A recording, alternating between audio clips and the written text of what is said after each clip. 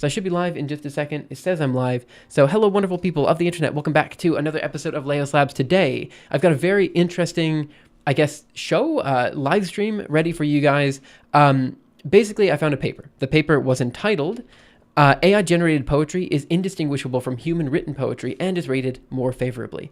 Now, as someone who likes reading poetry, who likes writing poetry, I found the results of this paper to be a little bit underwhelming. And I do need to be totally and completely clear about that. I'm very biased here. Sure, I do write poetry. I like poetry. I also have a natural distaste for AI. So when you put those together, I'm naturally inclined to dislike this paper. I tried to go in reading it with an open mind, but even then I found the results a little bit underwhelming.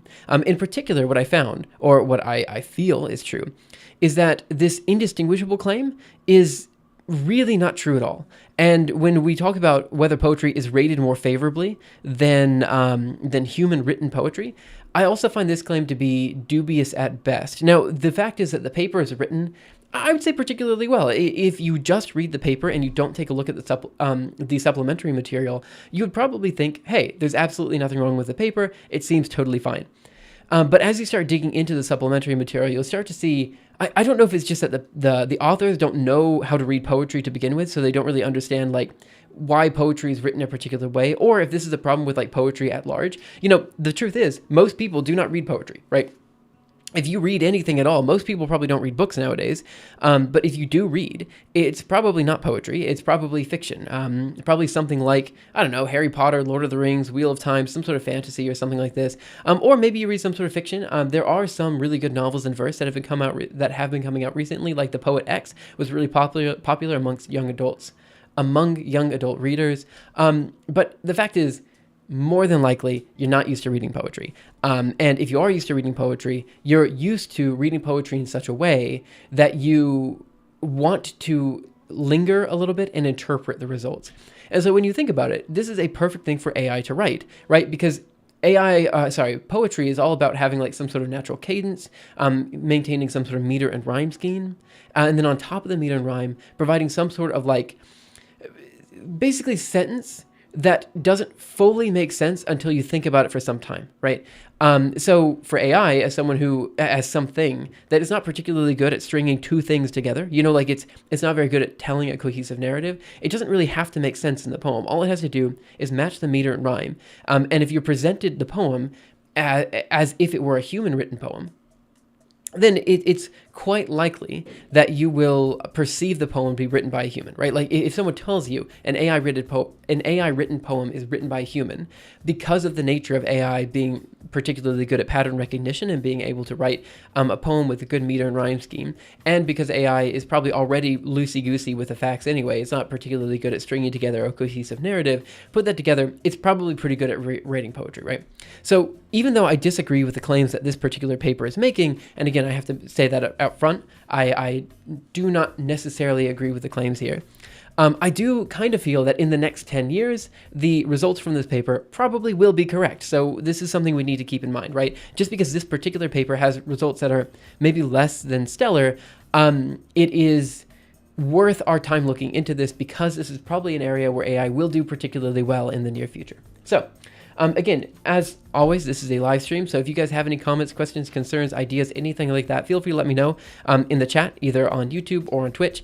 And then also, if you're interested and you're watching the YouTube VOD, feel free to put more discussion in either the YouTube comment section or in the Discord chat, which the Discord should be linked in the description for YouTube. And if you guys want on Twitch, I can provide you guys a link as well.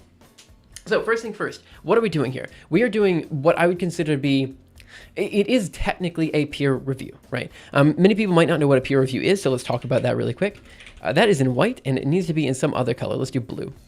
So a peer review is basically what happens to a paper after the paper is finished. So after the results have been found, after the authors have figured out what story they want to tell. It is a review that is done by peers, as in, you know, other authors in the field, in order to determine whether the paper actually is correct or not, right?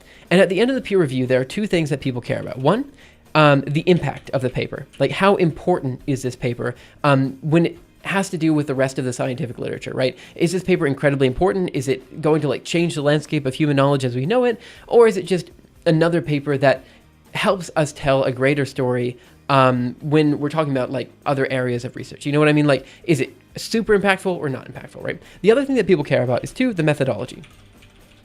Depending on who you ask, methodology might be number one, impact might be number one, and it really does depend on the paper as well. So as we are talking about that, let's talk about the journal that this is published in. It is currently published in Scientific Reports. Now, you might see up here we have a www.nature.com up here. Now, Nature is one of those journals that is considered the highest impact journals for a scientist to publish into, right? So if you publish a paper in Nature, your career as a scientist is basically set. Scientific Reports is not Nature. Rather, Scientific Reports is a kind of offshoot of Nature that has a completely different methodology, right? So while Nature cares a heck of a lot about impact, Scientific Reports does not, right? And you might ask, okay, well, why wouldn't you care about impact? And the reason is the following, right? First of all, when a paper is published, it's not entirely clear whether that paper will have a huge impact. It could be that a seemingly insignificant paper for today's time could be incredibly impactful in 10 years. We don't know. The other thing is, by not focusing on impact, it allows authors to publish papers that are independent of whether the results are successful or not. So this gives authors a chance to publish things that they had spent a significant amount of time working on, but ended up providing a result that was null, a negative result. And usually these negative results are not published as, well, at least not in high impact journals, right? And so basically the idea of Scientific Reports instead of Nature is saying, look, we're just going to publish everything. And we'll let the authors, the readers, decide what is and is not impactful, right? And that is its own way of publishing. There are several journals like this. Another important thing to say is that this paper is open, and I'm always a fan of authors, no matter who they are, providing their research in an open fashion. Look, the way I see it is we as scientists today are struggling at engaging people with the research that we're doing. And so it's always good to provide the research that you're doing in as open a fashion as possible. So people like you and me, although I admit I am also a researcher who works at MIT, so maybe I'm not exactly in the target audience here of people who are just like, you know what I mean? Like I am already a researcher. I've already drank the Kool-Aid. I'm already in the group. You know what I mean? So I don't necessarily need it to be open, because I can just go to MIT and I can ask for access, you know? But for everyday people, having it open is incredibly important. It's the same as having open source code. It's really, really important so that if people do want to check the work and they aren't necessarily an academic, they can technically read the paper. But this is also the reason I want to do this particular review open for anyone to watch or to critique, because the way I see it is, even though these papers are open and they are readable, it doesn't mean that people can actually read them, right? Because there's going to be a whole lot of jargon, a whole lot of things that people who are not in the field don't know. And in fact, you know, even though I'm doing a peer review here, I don't know if you could technically consider myself to be a peer, because even though I do poetry, I do the hardware that runs machine learning models, and I know a bit about machine learning models in that I've implemented my own neural nets and stuff like this. I have notably stayed off of the LLM train. I've stayed as far away as I can from these types of papers, because I just don't find them interesting to any degree whatsoever. And they're so, like, you know, built up by the rest of the world at this point that I just feel like, look, other people can do AI. That's cool. It's not for me, right? But this paper was interesting because it is directly in my wheelhouse, as, you know, writing poetry is something I really like to do. And I thought it'd be good to go through it together, to learn together, and to talk about what it means to review a piece of academic literature in this way. Again, if you guys do have questions, comments, concerns, ideas, anything like that, feel free to let me know. And I'm going to be very clear about my background before going further. So like I said just a second ago, I am Dr. James Schloss. I got my PhD from the Okinawa Institute of Science and Technology Graduate University back in 2019. At the time, I was doing GPU computing methods, so that's graphics processing unit, computational methods for superfluid simulations. And this means that I've basically been working on the hardware that runs AI for a very long time. Probably at this point 10 years, you know. But that is basically where my relation to AI stops. I went to MIT. I've done climate models. I took a step back. I did some science communication. I'm back in doing molecular dynamics. Point is, I do scientific simulations, but machine learning is not exactly my wheelhouse. So for that reason, I'm very skeptical of pretty much anything that comes out of AI. I feel like it is a tool that will be useful in the next 10 years, but I also feel like we're not quite there yet for AI. It's not yet at the stage where I feel like it is making an impact in the work that I've seen day to day. It probably will in the next 5 years, and I'm interested to see where that goes. But I feel like this paper is one of those papers that kind of, it's a little bit too far. It's a little too ahead of its time. Like I said, in 10 years, probably this paper will be 100% correct. But for right now, it almost feels deceitful, this title. It feels like a title that someone created specifically to grab headlines. And not only does it feel that way, and again, I could be wrong, but the fact that it was published in Scientific Reports, a journal that does not care about impact, leads me to believe that they really just wanted the paper out there specifically so people would talk about it as a way to boost their career out of like kind of non-academic related articles and stuff like that. It feels that way. I know it's not, but it just kind of feels a little bit sketchy, as does a lot of this machine learning stuff. Let me go ahead and catch up on chat. Do we have the option to open our research, or do you have to publish it in the top closed journals to advance your career? Because I think it's a privilege to open your research once you reach a stage of, let's say, being a researcher at MIT. This is a true statement, right? So let's talk about what it means to open access a paper and why it's not the standard practice, right? So, like I said before, I'm very biased here. I have a PhD, I work at MIT, I'm very clearly, in terms of researchers, it's not that I haven't made. I'm a research software engineer. It's not like I get paid as much as, just normal software engineers. But, I'm kind of on that, probably the top edge of researchers in terms of people who are, actively pursuing research, reading papers, and engaging with the community at large, right? When I say that, what I mean is that I am very biased in the stuff I'm talking about. Yes, sure, in an ideal world, every single researcher, when they write their papers, would be able to open access it. But what does it mean to open access a paper? Well, here's something that a lot of people probably don't know. When scientists publish their papers, they don't get any money from that. It's not like you're publishing a book and you get some sort of royalty from that book as people buy it. No, it's not like that at all. When you publish your paper, you have two options. One is to give your copyright away to the journal, right? When you do this, you no longer own the paper. In fact, you really are not technically legally allowed to give the paper out to free if someone asks. You have to have them go through the paywall of the journal in order to get that paper. So this has been how it's been for decades, where authors, in order to get their work out there and in order for people to read the work that they're publishing, they need to publish it in a journal, and then basically only the people who have access to that journal can read that paper, right? So this is how it is for academics. Basically, most universities have free subscriptions or subsidized subscriptions to these journals, and that's where that's how academics get access to these papers. For them, it's free because they're under the umbrella of a university. But for everyday people like you and me, it's not free, right? I say like you and me because technically I can get the papers from MIT, but it's kind of a pain, right? So the better way to do this, so everyone can access the paper, is to open access the paper. But again, in this case, what you're doing is you're basically writing the paper in under a Creative Commons license. So anyone can read it. It might be under non-commercial or by attribution or something. I don't remember all the restrictions, but it's a Creative Commons paper, so it's available to anyone. When you do it this way, you actually have to pay the journal to publish, and it's on the order of a couple $1,000s, depending on where you're publishing. I think Scientific Reports is actually kind of expensive. I think it's like $10K. Let me see if I can find that for you.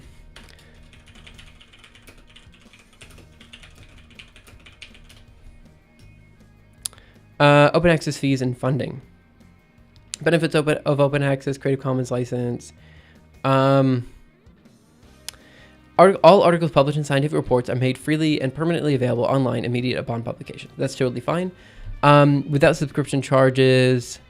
Further information about open access can be found here. Remove all that, except for cookies. What I want to see is how much it costs. What is a preprint? How do I pay for open access? As costs are involved at every stage of the publication process, authors are asked to pay open access fee in order for their article to be published open access under a Creative Commons license. Springer Nature offers free open access support service. Come on, just give me the price, man. No. That's not what I need. Just tell me how much money it is to print. And okay, so look, I know it's like $2,000 for NJP, which is New Journal of Physics, right? So I don't know how much it is for Nature, but I think for Nature, the actual journal, it's like $10K. And I would imagine it's probably around $2K for the journal we're looking at right now, Scientific Reports. So if you want to advance your career as a researcher and reach tenure track at a R1 university, you shouldn't open your papers, right? No, you should. You should. And here's why. First of all, nowadays, people actually care about whether the papers are open access or not. 10 years ago, people didn't care. Now they do, right? And it is good research etiquette to open access your paper. And in fact, when we talk about like different governmental policies, Joe Biden, as a president, basically said that all research papers that are funded by public money should be open access by some sort of year. I don't remember when, but basically there was some sort of rule that he put in place saying that this should be the default for scientists in 10 years. And then for Europe, I think a similar rule applies. You have to be open access.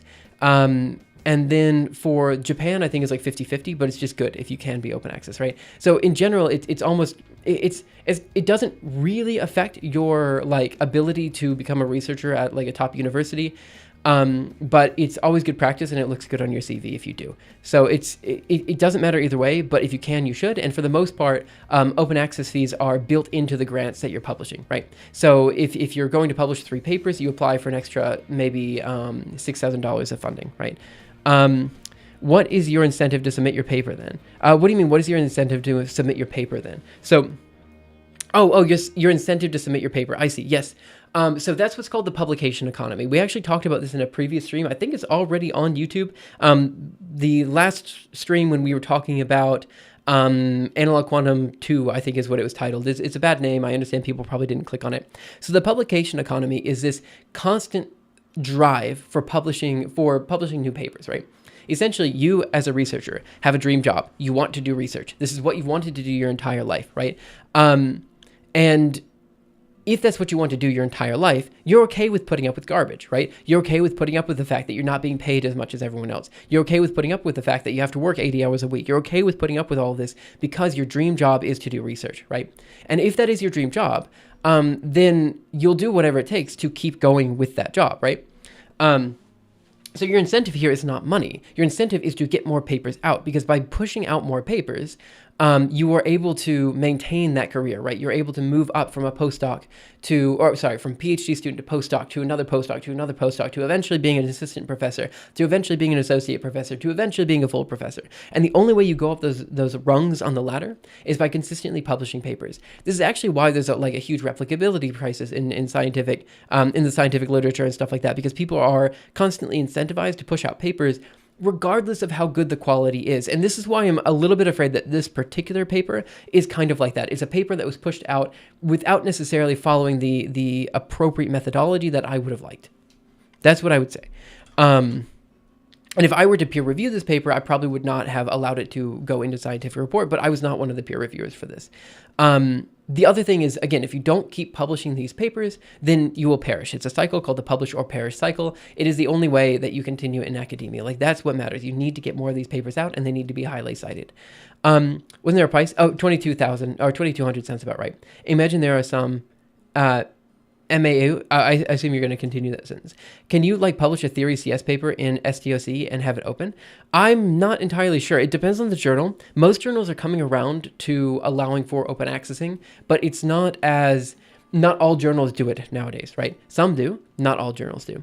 Many creative people out there who get discouraged by this system, saying it as an outsider to this. Yeah, 100%. Part of the reason why I'm doing these streams and I'm opening everything up nowadays is by saying, look, it has been my dream to have an open research lab for a decade. I've wanted to be able to live stream, to show everyone every aspect of research from the bottom up, right? And I've been wanting to do this for a long time. And part of that reason is Well, it's twofold. One is to open up the process of research to everyone. So people who are creative and they want to do research, they want to push that boundary of human knowledge, they can, right? And the way they can is by just getting their foot in the door, like basically being part of community of people who are reading papers and enjoying the aspect of learning things and enjoying the aspect of trying to figure out how to like put two pieces of the puzzle together and maybe like take a little step into the unknown. Like this is all stuff that is completely doable by someone who has a high school level education. But unfortunately, you need a guide to get from the end of high school to that boundary of human knowledge. You need someone to get you from point A to point B. And it's part of the reason why I'm here and I'm just talking about this kind of stuff is because I really do feel that it's a good idea to just talk, just to have a conversation, to talk about like, there's people who are complaining about like random papers that you're shown on like, I don't know, the TV news or something. They say something like, scientists have recently discovered that chocolate makes your babies fat or something. And like, okay, everyone says duh, but there was probably a very good reason why that paper happened. And it actually is like a significant contribution to the scientific literature. But until you go from chocolate makes your babies fat to like actually understanding the nature of that paper, like how do you go from like just the basic fundamentals to that boundary of why that paper was published in the first place, like it's very difficult to understand why academics are paid at all. You know what I mean? So anyway, that's why I'm here. That's why I'm streaming. That's why I'm trying to do this. And that's why I'm doing a peer review in front of you guys. So we're just going to read this paper and we're going to try to understand it from the top down. I'm going to explain why I feel the results here are underwhelming. I'm not saying they're wrong. I'm saying they're underwhelming. And specifically, okay, I am saying something is wrong. I think this is wrong. I think this is underwhelming. The rated more favorably. But let's go ahead and catch up on chat. Academia has strayed so far from its original purpose. I don't know if I necessarily agree with that. Okay, I think academia has become a business. Okay, and as a business, you have certain like shadowy dark sides of a business, right? And in this case, the shadowy dark side is the fact that they know there are more researchers, more wannabe researchers than funding available for those researchers, right? And so they're allowed to be a little bit. They're allowed to steal. They're allowed to cheat a bit. And by they, I mean the publishers, right? At the end of the day, academics are academics. They want to learn. They want to push the boundary of knowledge. For the most part, if you talk to a researcher, man, they will tell you, and they will talk your ear off about how much they love their research, right? But the system is a little bit flawed, right? And there's a lot of flaws with it, right? There's a lot of cracks. But I think by and large, it is still a good system. It's just a matter of fixing up those cracks and showing off why research is good to do in the first place, right? Like, how do I put this? We recently, I think yesterday even, on the, again, Analog Quantum Computing 2 live stream, it's a live stream on my YouTube channel, we talked a little bit about scientific funding over the years, and we mentioned that science funding as a portion of GDP in the US was huge in the 1960s. And then it's tapered off, right? Should it have tapered off? I don't know. But the fact is that during a particular period of US history and really world history, people cared about research. They were pushing. They really, really wanted to make sure that we were doing new things and stuff that no one has ever done before. And that spirit, I don't feel has ever exactly, went away. It's still there. But it's much harder to convince people. I don't know, it's just a different landscape now, right? We don't have a grand goal to go to the moon or anything like that anymore. We need to, now we as researchers have to find ways to motivate the public without necessarily having some grand vision that everyone is pushing towards, you know what I mean? And we still want those grand visions. We have grand visions for AI. We have grand visions for string theory and stuff like this. But these are things that they're not as immediately graspable as we want to go to the moon. You know what I mean? Anyway, long story short, I'm rambling here. I don't think academia has necessarily lost its way, but I think it's starting to show cracks, I think is a better analogy. Let's see, the forum. And isn't it common to preprint on the archive and then publish the research on top of journals? So you have that top tier publication on your CV and also have it open on the archive. Yeah, that is generally the way people do it. For those who don't know, because I keep, as a researcher, I know, but most people don't. There's a website called thearchive.org. This is basically where everyone publishes their paper as a preprint before it is public online, right? So if you go to Google Scholar and you look up a paper, let's do Scholar, I don't know, let's do poetry. You'll see that we have these PDFs available. Let me just Google this title. Wow, it's open access. But point is, usually if you go to Google Scholar and there's a PDF available, there will also oftentimes be an archive PDF available. And that archive PDF available is usually the PDF before the peer review happened. So for example, if we go down to, I don't know, computing research repository down here, and we look at, oh, that was not what I meant to click. I meant to click on new. Here we go. Oh, that's mathematics. Here we are. Sorry, I clicked the wrong button. Okay, computing research repository. You can actually look at all the papers that were published today. This is all the ones that were published today, specifically in computer science. And again, not published, but basically submitted to journals today. It's a lot. You know, this is like, you know, what, 100, 200 papers? I mean, 1,000 papers? I don't know. How many papers just today? You know, we're talking about, oh, I don't know. A lot. A lot. Yeah, 664 entries just for today, right? And that's in just computer science, right? And so what ends up happening is it's almost impossible to look at all of these papers. There are some days where I'll just go through all the headlines just because I think it's fun and I really enjoy reading papers. But it's impossible to read everything, right? There's just too much going on. Which again is why I don't think academia is flawed. Like it is flawed, but I don't think it's like lost its way or anything. I think there is so much good research happening. It's just hard to market this research. It's much different, right? Like how do you market endo-omni, a zero-shot cross-data set depth estimation in endoscopy by robust self-learning? And this is actually kind of interesting.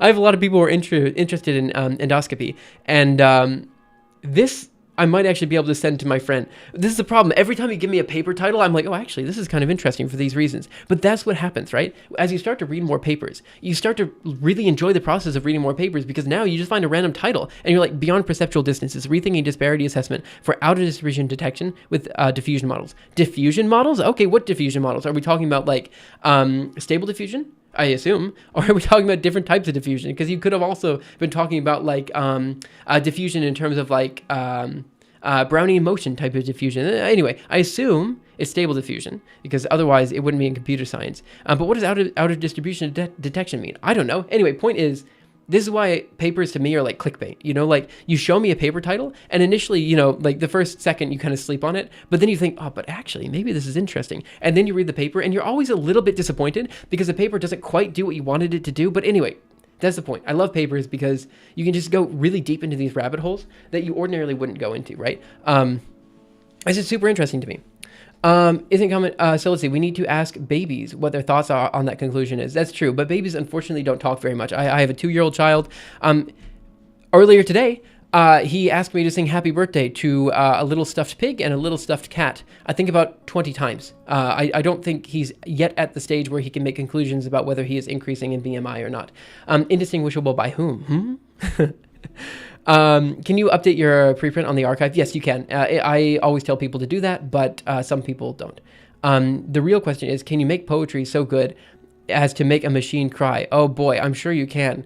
But by cry, I mean break down. And by break down, I mean you've wasted all of the energy or like you've somehow caused like a transistor to go bad or something. I have no mouth and I must scream.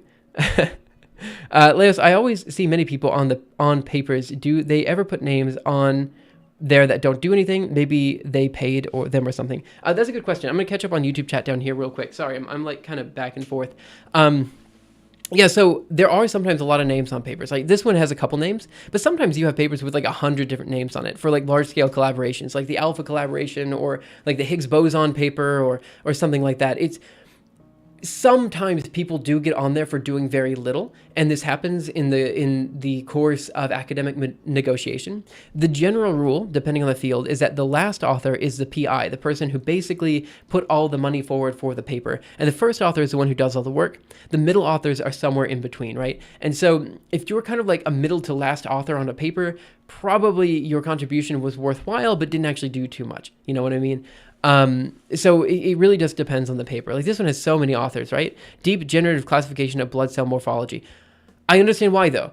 This particular one probably required a lot of like MD, a lot of medical advice, as well as like it's probably cross-disciplinary, and these cross-disciplinary papers require a lot of people with their input, right? Anthropomorphism is unavoidable, I guess. Can you make a machine so sad it cries even if the poetry is bad? So you can update on the archive. Why pay open your paper? Just to publish top journal for your CV and keep it on the archive. Yeah, so There's two reasons you pay for a top journal. I'm going to catch up on YouTube chat. Sorry, I'm working on it. Two reasons you pay for a top journal. One, it is for the publication economy. You have to make sure that your paper is good enough. How do I put this?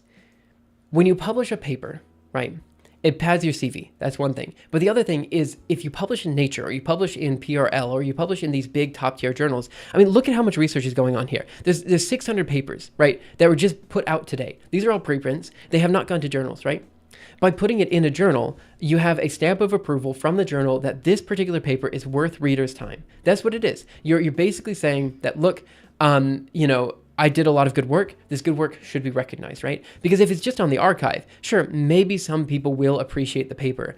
But without the stamp of approval, you don't necessarily have every physicist reading that, right? Like PRL, Phys Rev Letters, is one of those journals that every physicist will read, right? And so if you get a paper in PRL, especially a first author paper, like a first author or single author paper, like people are going to talk about that, right? It's a very interesting thing to have on your CV. And again, not just the CV, but it allows your paper to get in front of more eyeballs, right? I'm going to catch up on YouTube chat.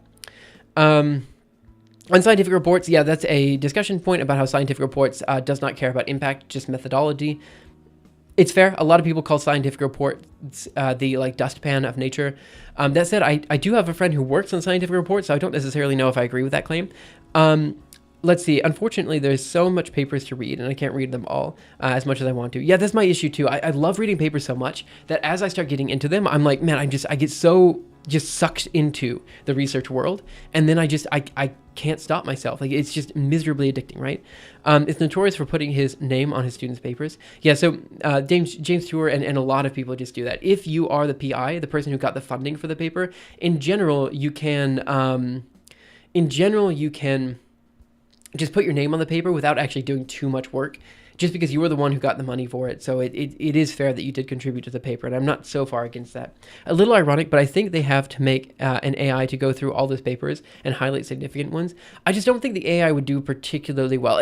Okay, in the same way that you could have okay, to be honest, that's not a bad idea. Imagine a YouTube-like algorithm that goes through all the archive papers and features ones that you know, that I would be into that. Imagine that. Like, it's basically just an algorithm that goes through all the archive papers and shows you the top ones of the day, of the month. It's basically the same recommendation system you have on YouTube, just for like academic papers. I'd be into that. I'd be totally into that. 100% I'd be into that. Why pay extra to open access, open on those journals? Just submit it to those top journals for your CV and keep the update on the archive on the side as well.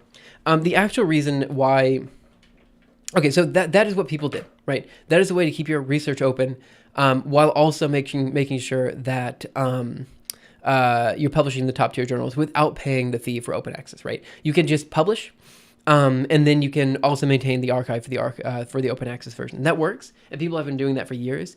Some journals don't allow you to do that, like Nature doesn't allow you to do that.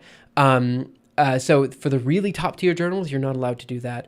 But the other thing is, like, one of the main reasons you want to open access it on the journal itself is, again, for notoriety. But it's, oh gosh, I had like a logical reason for this, but I didn't really have it. I don't have it anymore.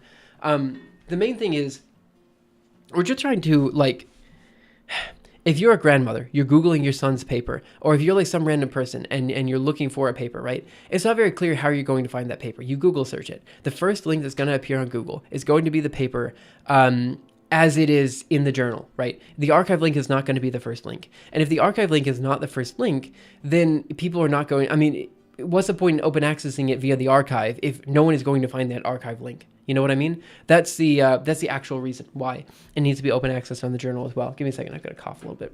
1 second.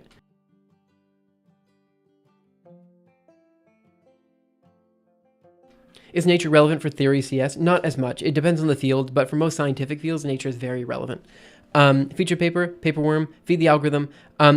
Yes. So actually, like, I might one day consider creating a YouTube-like algorithm for the archive. That would be really cool. In fact, what if it already exists? Come on.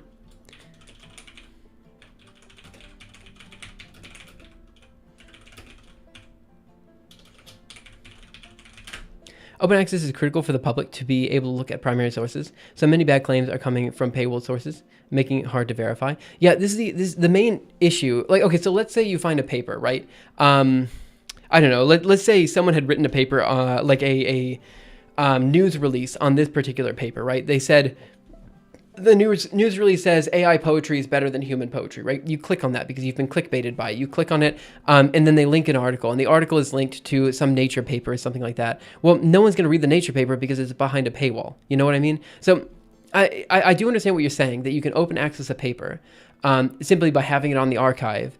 And if more people knew about that option, it'd be fine. But we don't live in that world. You know what I mean? Let's see. I think it would need to still be trained by actual readers in an ongoing basis. That's correct, right? The only way for the YouTube like algorithm to exist for the archive would be if we have a significant number of people using the platform and clicking on papers and somehow reviewing the papers and engaging with them, right? Which is probably not going to happen because, I mean, let's face it, there aren't very many people like me who actually enjoy reading papers. Like, this is not a standard thing, you know? But man, I wish we did, you know? Like, this is part of the reason I want to do these live streams and I want more people interested in this type of stuff. I want more people interested in looking at research as it is. Because I have this opinion, and I don't necessarily... People are going to vehemently disagree with me when I state this opinion. But it is still my opinion, and I will still state it. I think reading a paper is fundamentally easier than reading a book of literature like Lord of the Rings, okay? And I'm going to state that from my incredibly biased perspective. Here's why I say that. I know a lot of non-native English speakers. A lot of these non-native English speakers are researchers. They are able to read papers, no problem, right? There is a lot of academic jargon that you have to get through when it comes to papers. That is true. I'm not denying that. But the jargon is, in itself, its own enjoyable journey to learn, right? And because of that, it's more like when you're reading a paper, like let's say we're reading this paper, you know, this is not the first paper. Like this guy right here is not the first paper about AI generated poetry, right? There's a huge number of different papers on this particular one. It's like you've opened a book at chapter 10 and the authors just kind of assume you've read the first 9 chapters before getting here. You know what I mean? And so acknowledging that and reading a paper, again, knowing that it's not necessarily going to have all the information just in this one paper and you're going to have to jump around the literature to find everything. It turns into a very enjoyable process. Whereas reading a book of literature like Lord of the Rings, sure, it is a great book. And for those who are native English speakers, it's fantastic. And even for those who are non-native English speakers, it's fantastic. But there's a lot of jargon, just random words thrown in there that throw off the flow because you have to keep Googling what this word means. You know what I mean? It's the same thing you have to do for reading a scientific paper. It's just now the word is like bereft or like not or like weird words that like people don't use that much. You know, like it's like, you know what I mean? Like when it comes down to it, I don't think academic papers are any more difficult than reading a novel that has a larger vocabulary. You know what I mean? It's just a matter of what words you know and why you know them, you know? That's my argument. I just feel like most people don't read papers, and it's a wonder to me why. Because, like, to me, papers are super enjoyable. Like, if I have a choice between reading a paper and reading basically anything or watching basically anything, like the papers are like number 1 in terms of entertainment in my mind. And then number 2 would be like poetry. Number 3 would be like, okay, well, probably number 1 is reading a paper. Number 2 is writing just about anything. Number 3 would be like reading probably like a piece of poetry or something. Number 4, maybe, I mean, now we're getting into like potentially like, oh no, we're sports territory. It's a long while before we get down to like YouTube and stuff like that. But that's for me. Other people are the other way around. They love video content, and that's fine for them as well, you know? Anyway, I'm completely rambling here. Recommendation systems are scary. They are almost trivially abused as methods of mind control. That's true too. Like, I mean, I don't want to mind control people into like reading wrong papers, I guess. Can see some MBA think they can just fire all labor for an accomplishment. What do we mean, fire all labor for an accomplishment? What are your thoughts on AI paper search, like Elicit? I'm new to research field. Should I be using it? I've never heard of Elicit before. Let's take a look.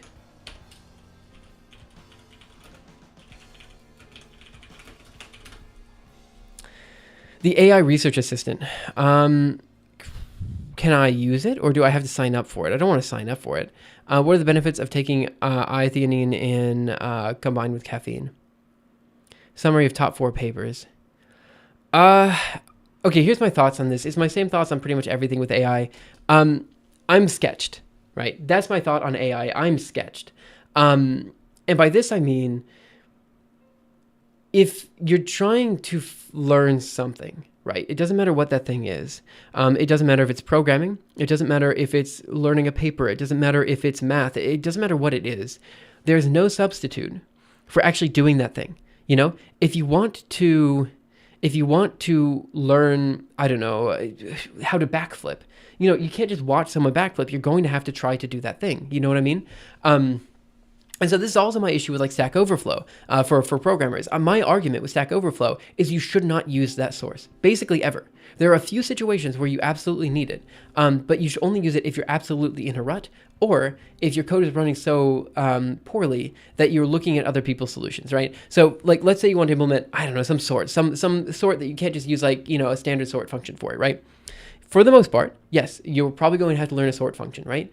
But the process of figuring out your own sort function, figuring out why it's slow, implementing a separate sort function that is now fast using a more generic algorithm, like that process of learning how to implement that is going to stick with you, and you're going to remember that for the rest of your life. Meanwhile, if you just copy code from Stack Overflow, it's not particularly useful, right? And so when we're talking about AI and stuff, I do see it as an okay replacement for Stack Overflow. If you need something to get you out of a rut, it's probably okay. But if you're relying on it as a tool and as the only thing that you're using to learn research, or the only thing you're learning from in order to do a thing, then it's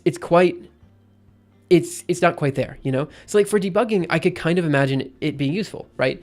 But it shouldn't be writing your code for you, because then all you're doing is you're basically asking your friend's name happens to be Chat, last name GPT, and you're just asking him, hey, could you write this for me? And you just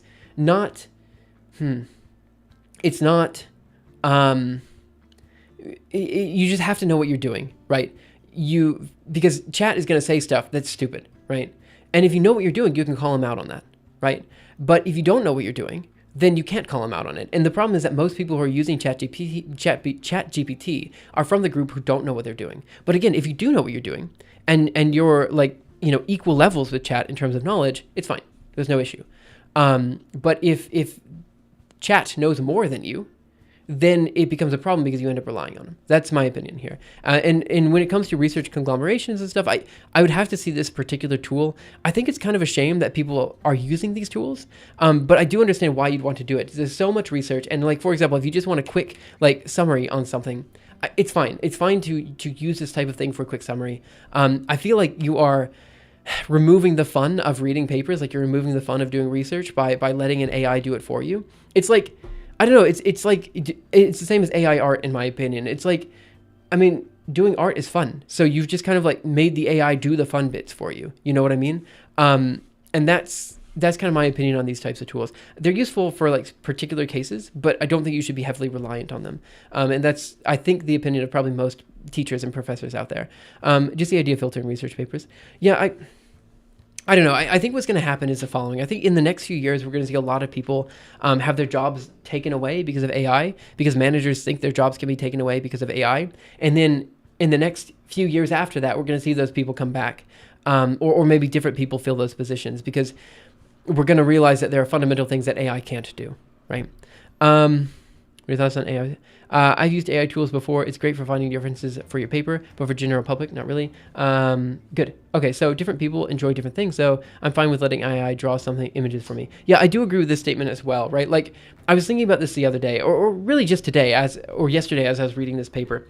I like writing poetry. I like reading poetry. I want more people to write poetry. I want more people to read and write poetry themselves. I want this to be a thing that more people do. And it's frustrating to me when you see an AI doing this in such a way that people genuinely enjoy like AI written poetry more than human written poetry. Now, these papers are dubious. This paper is dubious. I want to explain about why that is the case, later. But it does take a little bit of wind out of your sails when you're like, man, I'm doing this thing. It's super fun. It's super enjoyable. And then people are like, yeah, why wouldn't I just let, ChatGPT do that for me? This was my issue with MATLAB when I was doing my PhD, because I genuinely enjoyed writing code and getting the GPU to work and doing all this stuff, right? But every time I tried to share my accomplishments with people, I'd say, this is super cool. It was a little bit hard because of these reasons, and I did this. People would say, okay, but why didn't you just use MATLAB for that, right? And that was the reason I hated MATLAB so much. And I still kind of hate MATLAB, because the people who say, why didn't you just use MATLAB, are the same people who don't understand like the utility of the research that you're doing, right? Because they assume this is just something you could have MATLAB do. It's like beneath them in a way, right? And so when you ask someone like, oh, ChatGPT can do this, can't you? It's the same vibe. It's like, okay, yeah, ChatGPT could do it, but you're kind of missing the point here, you know? Like it's, you know, I don't know, you're missing the point. My fear with AI is the following. AI, I've said it time and time again, will get you 70% of the way there. This is my general claim. I think after 10 years of more development of AI, it'll get you 80% of the way there, or even 90% of the way there. Now, when I say the way there, what do I mean? I mean the way to an expert level of understanding something. I've yet to see AI write something that is as good as a human author at scale. Right? I think that's fair. In fact, even not at scale, the AI writing is usually pretty poor and pretty like you can catch it pretty easily. Now, that said, if you're just looking at a random tweet, I don't know, AI is probably pretty good at generating a random tweet. You know what I mean? Like, it depends on what you're generating, right? And it depends on how you're using AI as well. Like, if you're using AI to generate a meme, like, who cares? It's a meme that's shared on the internet. But if you're using AI as a substitute for an actual, like real person who knows what they're talking about, my general philosophy is that AI will get you most of the way there, but it will not be able to substitute the expert, right? Because the expert will be able to take a look at what the ChatGPT or whatever LLM has generated and say, here are the reasons why that output is wrong, and here's where we need to go to improve it in the future, right? And that is something you can't do if you don't know what you're talking about, right? And so the fear with ChatGPT is the same fear that I said before. The fear with the large language models, same fear that I said before. That people would just become overly reliant on it, and that reliance on the tool will lead them to not learning the thing in the first place, like the thing they want to learn in the first place, right? So my fear here is that people are just going to they're going to see that, you know, AI is okay at writing poetry, and they're like, well, it's okay, I didn't like reading poetry anyway, you know what I mean? And that's my fear when it comes to a lot of these like research toolings and stuff like that. It's just, I have a fear that is going to lower the overall level of education just worldwide, because people are just not going to want to like learn how to write code or something like this to begin with. Now, you could argue in 10 years, maybe people don't have to write code anymore. Maybe AI is so good at writing code that that's just the way that people write code now, right? And if everyone is using AI to write code or write poetry or whatever it is, and everyone is using AI in order to like read poetry or whatever it is, I don't know, maybe the world just looks completely different in the future, and there's still going to be like a small subset of people, like maybe 5-10% of the population, who are like writing code by hand still. But for the most part, people can just use AI for everything. That could be a future universe that we live in.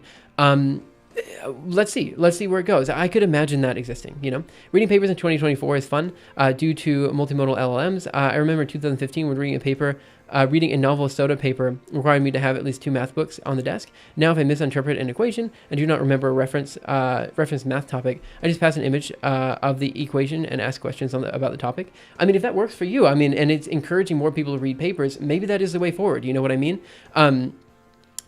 I personally really enjoy like every step of the process, right? And so for me, like I'm not going to say I'm an expert, but I will say that I have to acknowledge my biases here in saying that, you know, I've been through all of high school. I've been through all of undergraduate, all graduate. I'm working at MIT. You know what I mean? Like, in principle, I should be kind of in the top tier of people who can understand and read papers, especially because I've been doing it since junior high. You know what I mean? And so the aspect of like finding a word that I don't know and figuring out how to understand that word, really enjoyable to me. Especially in math the same way, like looking at an equation, trying to parse the pieces, all that kind of stuff. For me, really enjoyable. But for other people, you just want to read the paper. And if you just want to read the paper and understand this result, and you want to get to that result as quickly as possible, I guess using an AI tool is worthwhile. You know what I mean? Especially because I've got so much background knowledge to help me understand a paper already that people who are in junior high trying to read papers would not have, or people in even high school or undergraduate would not have. I just have a huge wealth of knowledge in my head from years of reading papers and multidisciplinary papers as well that other people wouldn't have. And so I think this is one of those things where like you do need a guide, right? And if AI allows you to be that guide, maybe it's not so bad, you know? Like this is, I don't know, I'm like 50-50 on AI. I'm trying to like be a person who is like pro AI, but every single time I like find AI in a paper or something like that, I just get pissed off. I'm like, dude, stop. I don't want to hear about this in research, you know? Like it just, I really am trying to come around when it comes to AI. I'm just so against it right now, and it's so illegal right now in so many different ways that I'm like trying my best. Like I really am. I'm trying to see a future where AI is positive. I can't right now. The value of understanding might go down if AI systems get real good. This is what I was trying to say before, right? Like there could be a world where AI is so good that it just does all the understanding for us, and then we can move on to bigger and better things. You know what I mean? It's just like I think my son is not going to have this issue. You know, my son is not going to have this issue. I saw the internet become popular. In 1995 or whatever, we got our first computer, and I tore it apart when I was an elementary school student, and I built it back up because I wanted to see how it worked. You know, like every single device that I've ever owned, I have opened up. This one has been opened up. Everything I own has been opened up at some point and fixed by me. You know what I mean? I run Linux. I installed it. I learned how it works from the ground up. Like I'm just one of those people who have been constantly building things. But now technology is so complicated that it's much, much harder to like fix things without deep knowledge from like years ago in order to figure out how something works, you know? And so for me, when I see AI, I still see it as these fledgling papers that were coming out 10 years ago where people were trying to figure out how to solve Navier-Stokes equation with AI and failing, and claiming that it was the greatest result of mankind. You know what I mean? These papers came out so often 10 years ago, and even today, they're coming out all the time, that every single time you give me an AI paper, my eyes just roll. Like I'm not interested in this because I still have a history of reading papers where AI is just a complete, like it's not worth my time, you know? But I know that technology develops, right? And I know that in time, this technology will develop to a point where it is useful. For me, it has not hit the point where it's useful, but it's getting close. And the fact that it's getting close means that I should be praising it because it should be a technology that, like, you know, will be useful in the future. And so when I'm saying my son is not going to have this issue, he's not going to have this bias that I have against certain pieces of research because I've seen it fail so many times in the past, you know? He will see AI as a very useful tool that everybody uses, whereas I see it as this thing that could break at any moment and is incredibly brittle and that I'm terrified of because I've seen it break in an extraordinarily bad fashion a whole bunch of times before in the past, right? And so we have completely different perspectives here. And even I would say high schoolers now have not seen the development of AI up until this point. They've basically seen ChatGPT and that's it. And if you see that as the only piece of AI, it's quite impressive, right? And so like it's I don't know. It's hard for me to express my point here. Do you use AI assistants to analyze papers? No, I don't. Let's see. Going to need a fab. AI is sort of a broad concept. Maybe there are particularly useful tools. That's true too. Like when you say AI, when you said AI 10 years ago, you were not talking about large language models. If anything, you were talking about AI for like, you know, character development, or for like characters in video games. You know what I mean? There's a whole bunch of things you could have meant as well. You could have meant like reinforcement learning. That was very popular a few years ago. You could have meant, I don't know, like you could have meant deep neural networks. There's a whole bunch of things you could have meant, right? Imagine it was possible to make your own computer in the 80s. Yeah, I feel like it depends on what you mean by computer. We had this discussion the other day, but yeah, you could make something that computes for you in the 80s. It's easier than ever to make your own computer, especially if you're fine with 80 levels of performance. That's fair. First time ChatGPT used a lawsuit. Wait, let me see. So good for debugging though, I see. First time ChatGPT used in a lawsuit, it referenced things that never existed. Yeah, this is the other issue. Like there's so many things that ChatGPT just does wrong. It's a big black box that just makes stuff that sounds good, right? That's what it is, right? Sometimes the stuff that sounds good is also correct. Sometimes it's not, right? And that's why if you're using ChatGPT, you have to be at least an equal level of understanding with the program so that you can pick apart what is and is not correct, right? Because it's going to make stuff up. And some of that stuff it will make up just because, you know, like you can ask it to do something that's actually theoretically impossible. And ChatGPT will be like, yo, dog, I gotcha. And it just makes up some random term. You know what I mean? There's so much that's wrong with, you know, large language models as they exist right now. I don't see them being fixed even theoretically in the near future, but assuming they can be fixed, then it is a good tool, and I could imagine using it. This is why for like summarizing points, it's sometimes okay because it does an okay job of summarizing certain points, but I still wouldn't rely on it. I like it doesn't. how do I put this? My go-to example is one that my wife told me the other day. Basically, she was trying to describe an eigenvector, what an eigenvector is. Now, whenever I describe eigenvectors and how to do diagonalization, I always go with the same example. I have a video back in the day explaining a matrix as a transformation matrix, right? So basically, you have a set of points, like a square in space. Each square has a vertex, and you multiply each vertex by the transformation matrix, right? So if it's a 2 by 2 matrix, then you have a square. If it's a 3 by 3 matrix, then you have a cube, right? And essentially, the way in order to figure out your eigenvector is to take your square, your cube, your tesseract, whatever you have in n dimensions, and just keep multiplying it again and again and again by your transformation matrix. As you keep doing that multiplication again and again and again, eventually your square and cube will stretch into a single line, and that line is going to be your eigenvector, right? It's a very simple, intuitive way to describe how to calculate this value, right? But at the time, my wife couldn't quite remember the algorithm, and so her student that she was working with used ChatGPT in order to give a result or to describe what diagonalization was, like how to find these eigenvectors. And ChatGPT gave a ChatGPT response, which was basically like a fifth grader who had to do a report. Like basically, you could imagine a fifth grader being asked to give a report on what diagonalization was. It had no clue what it was talking about. It just said stuff, which was not technically wrong, but gave no intuition as to how this thing actually worked, right? It was basically, tiptoeing around the actual intuition, which is what it would do. It can't give intuition because it doesn't have intuition to give.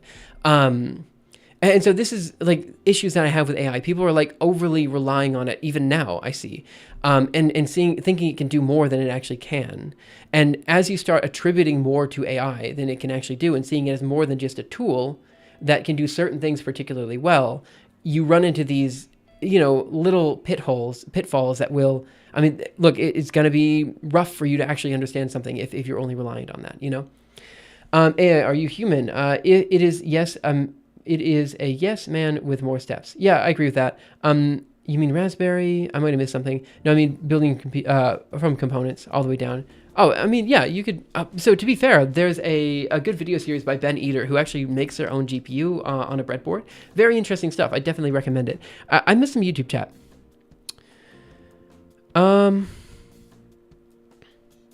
I feel like there's one particular comment I missed. I'm trying to find it, but I can't find it right now. AI is pretty good at picking variable names and following coding standards. I'm not that great at writing large classes and inheritance, but I don't think it solves a problem I can't solve by hand. That's a true statement as well. Like, to be honest, if AI gets rid of, does all the boilerplate for you, it's kind of okay.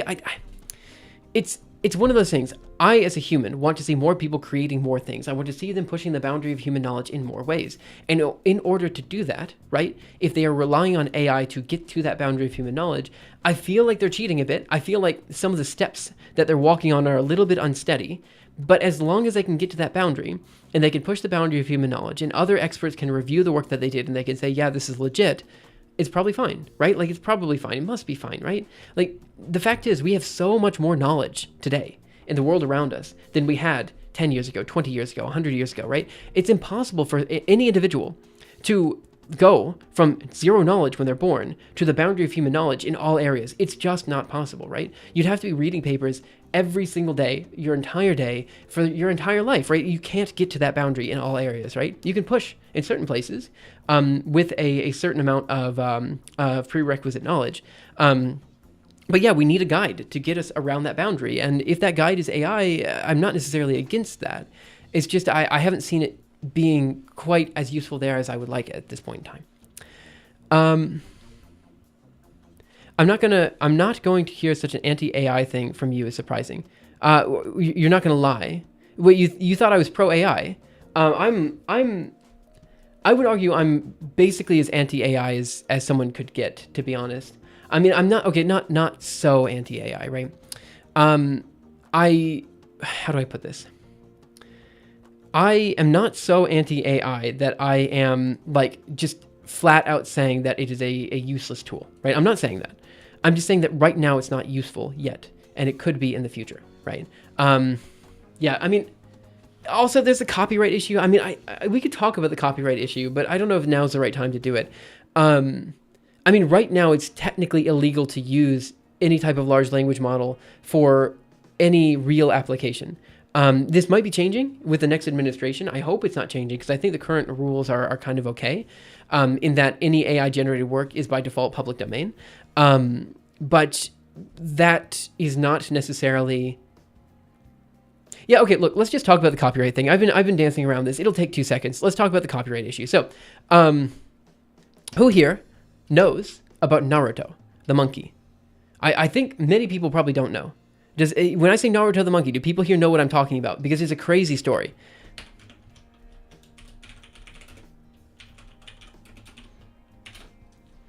This is an absolutely crazy story. Let's just go through it really quick, because it's one of those stories that, like, I don't know, like, it's insane how this is related to AI at all. I think picking a side, pro-AI or anti-AI, is not super useful. I agree with that statement as well. This is why I'm trying, like, I guess I shouldn't have said I'm anti-AI. I'm trying to just be someone who sees it as a tool, and I'm trying to find a way to imagine its utility in the future, because that's what everyone is saying. I don't think anyone is claiming that AI is useful now. I think people are claiming that this is a start and it's going to get big. And that's fine. That's fine. If you're saying this is the start, it's going to get big, I guess you have every reason to believe that, but you have to recognize it's a belief. It's not there yet, you know? AI is very useful these days for selecting right people for the job. If somebody uses AI all the time, equals junior. If somebody uses AI sometimes, mid. If somebody doesn't use AI, senior, reliable partner. I kind of agree with that statement as well. People that sell AI stuff are overhyping it. I never knew that monkey called Naruto. Yeah, so let's talk about Naruto the monkey. Hey, Bernard, by the way. So...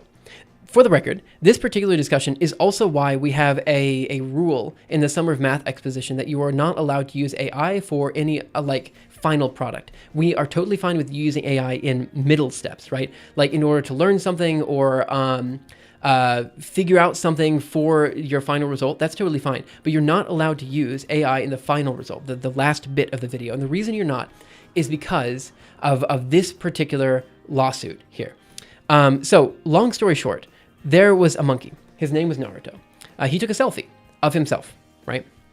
Let's see. Let me go ahead and get you the names here. David Slater. Apparently, he was taken off. That's very interesting. Apparently, he had a link and was taken off. So essentially, here's what happened. I'm going to try to summarize this in the best way I can. There was a guy. His name was David Slater. He was a nature photographer, right? He thought it would be really cool if he had one of his monkeys take a selfie of themselves, right? The monkey's name was Naruto, right? After the monkey took a selfie of itself, PETA came in, the Organization for Animal Rights, came in and said, yo, that the photograph taken by the monkey was not taken by David. Therefore, the monkey should own the copyright, right? And then the courts came in and said, okay, look, it is kind of silly that we're fighting about this at all. It's a photograph, and it is a photograph taken by a non-human entity. Here's what we're going to do. That photograph is now public domain. And they set a precedent. They said that any non-human entity that creates a piece of art will have its creation in the public domain. What this means when it comes to AI work is that if you're using AI as part of a final product, it could be a YouTube video, it could be something you're trying to sell, it could be some random tweet or something like that. You have to make sure that the AI generated part is also available for free, and so anyone can use it for any reason they want, right? This means that AI is essentially useless. It's just completely dead for most companies who want to use AI for, like, again, some sort of video or something they're trying to sell. And it's kind of why this monkey is, like, in a sense, the only thing that's saving us from, like, an AI apocalypse. It's like this particular selfie set a particular precedent that has basically been the reason why no AI generated work has been given copyright for the past, well, couple of years, ever since AI was booming, you know? And it's always an interesting story. I always want more people to know about it because it's like, it's just funny. It's like how this monkey is, like, somehow one of the most influential creatures in AI, and yet no one knows about it. And it's one of the core reasons why, like, Midjourney, they used to say, oh, you can make art with Midjourney and you own the copyright 100%. They had to take that back because that's not true. That's not true at all. And making that claim is just false. At best, you can use AI generated work as you would use anything in fair use, right? So if you use AI as fair use, as in you're using it as a piece of critique, or you're building upon it in such a way that you radically change its content, then it's fine. Or if you're using it, again, as a part of your work and the part that was generated as AI is also available elsewhere, then it's fine. But otherwise, you can't do it. It's not technically legal. We'll get to the paper. I'm sorry, I'm rambling. I know I've been rambling for too long. AI is very useful these days for selecting papers. Look at this distinguished gentleman. Me, hey, how are you doing, horse shampoo? Now we just need to get a court to rule people are non-human, and we can free society from the shackles of intellectual property law. What is up with people who don't like copyright? I'm not going to say I'm pro copyright, but I see it as a useful tool, and I don't understand why people are so against it. Yay Muckin, thanks for following. You should clip this explanation of the monkey. I probably will. Can we actually review the paper? We'll review the paper. You can read the court cases too. I will, maybe if people are more interested, we can read the court cases, but that's okay. Copyleft, look, I'm a fan of open sourcing stuff. I'm a fan of Creative Commons. I'm a fan of all this stuff, but everyone knows that open source software, Creative Commons work, it's under a license. It's still owned by copyright. It's just that, how do we put this? It's just that you allow people to use the work. It's still under copyright, you know? Law students and attorneys doing appeals work read a lot of cases and other law. Yeah, I don't know enough about the law to be able to read this. I just know this case is like super interesting for like related to AI work and stuff like that. Never knew that monkey was called Naruto. It is Naruto, right? Did I just make this up? I swear it's called Naruto. Yeah, Naruto versus Slater. Yeah, I had, for a second there, I was like, oh, did I completely miss this up? Naruto copyright thing is, in my opinion, an insane decision. Like it's as if only a human can produce it, which is a really dumb decision. Also, F PETA. I think it's a great decision, actually. Like look, I don't necessarily agree with PETA and everything that it's trying to do, but I think honestly, having non-human, like, in my opinion, the monkey should have owned the copyright, but it can't do anything with that copyright. Right? So public domain is the only fair thing because it's not able to act on that, right? So technically all trap camera images are public domain. So the trap, it depends on who triggers the camera. If the camera was triggered by a human, then the human still owns the copyright. AI exploits a copyright loophole called independent creation, which allows for copying while being completely original. What do you mean by that? IP law is fundamentally bankrupt and quite literally a thought crime. Man, I wish I could rant along in chat. You can if you want. Top camera images are not public domain. Trap camera images are not public domain. Yeah, but this is because I think it's still like a human is using human is still like turning the camera on. Like if an animal goes in a trap, like the trap is technically, you know, it's a different thing, I think, than actually like a monkey physically taking a picture of itself, you know.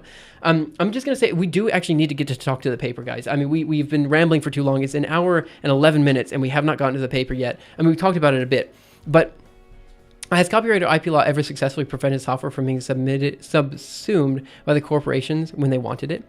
You might be right. Look, what you're arguing is that it's ineffectively used, not that it is useful, right? I would argue that the current copyright law is not great, but I think the guardrails should exist. I think that's a fair point. Works created by non-humans, such as photograph taken by a monkey, are not copyrightable. Yes, that's the argument. Copyrights only benefit the individual or a small group of people. I'm more of a greater good person. I feel like I understand this point, which is why I always have everything I have available open access and, you know, open source and all this kind of stuff. But I actually want to talk to you guys. For people who are legitimately anti-copyright, why are you anti-copyright? Like, I understand arguments that the current copyright law is flawed for various reasons, but I think it's incredibly unfair. Like, let's take YouTube for an example, right? YouTube is one of these cases where, like, you have two completely different groups of people. You have people who are actively, like, creating new content. You know, like I would argue some educational content creators like 3 Blue and Brown are doing this. Mark Rober is doing this. You would have like people who are like building new inventions, basically people who are from their own imagination creating a video and having that video kind of stand alone and be its own thing, right? Then you have people who are basically reacting to the rest of the world, right? They're critiquing things. They're maybe just watching a video and not even saying anything. You know, these people are in a completely different group, and it's entirely unfair that the people who are just reacting to other people's content are getting equal or even more views than the people who are genuinely creating the original work, right? And now I'm saying that as a content creator, and I think it's quite unfair that people are profiting off of work that is not theirs. And I think the fair use law should be much more stricter than it currently is. It's not even a law; it's just a court ruling, right? That's my personal opinion. because I just think it's incredibly unfair. Like, what if you, I don't know, like if you're a big content creator and you just decide your whole shtick is just reacting to videos, I just think there should be guardrails against that. You did not own the video that you're profiting off of, and I don't think that's fair. I agree that it's great to have the videos available for free, for anyone to watch, but the moment there's money involved, the money should go to the people who made the content, not the ones who were like just actively stealing the work, you know? If in your interest, in your interest is that people who create something good are rewarded instead of copycats. Part of IP law is that patents and copyrights eventually fall into the public domain. Might be a long time for copyright. I mean, for the record, I think patents, look, there are easy ways to exploit these laws, right? And in terms of copyright, I feel like it is unnecessarily long, right? Like it's 50 years after the death of you know, the person who created the work. Like, you know, that means that you could have stuff that's, you know, made 150 years ago and it's still technically under copyright. You know, like there's a lot of restrictions here that should not apply. But I don't know. I just feel like, you know, if the person actually wanted their work to be used by other people, then they would have allowed the work to be used in an open access way, you know, like that's why these licenses exist, so people can provide it to the public if they want.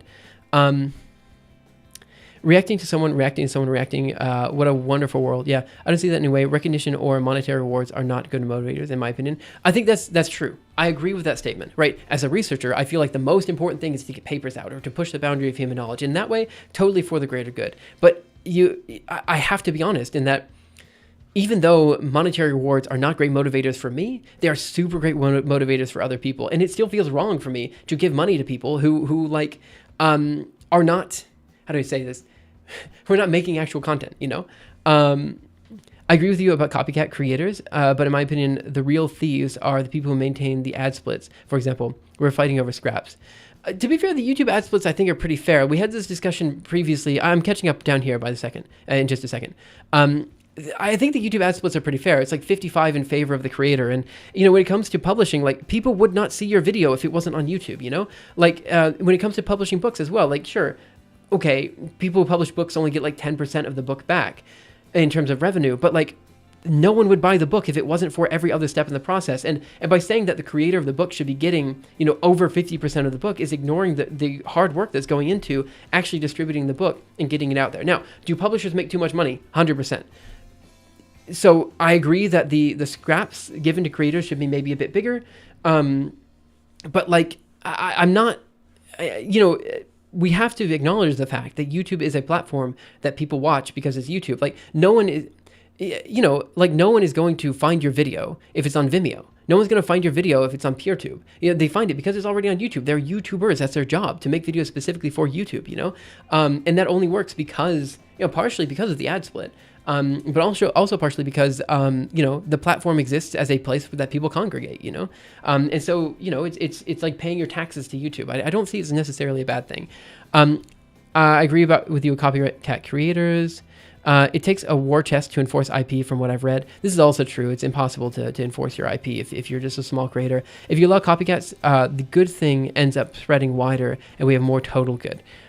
I guess I understand what you're trying to say there. When you introduce copyright to the system, you're allowing worse stuff to proliferate simply because the better stuff is behind the legal wall. Could you talk more about that point? I want to understand it. The original creator stops doing work because he's not motivated. Copycats also stop doing work because they don't have anything to copy.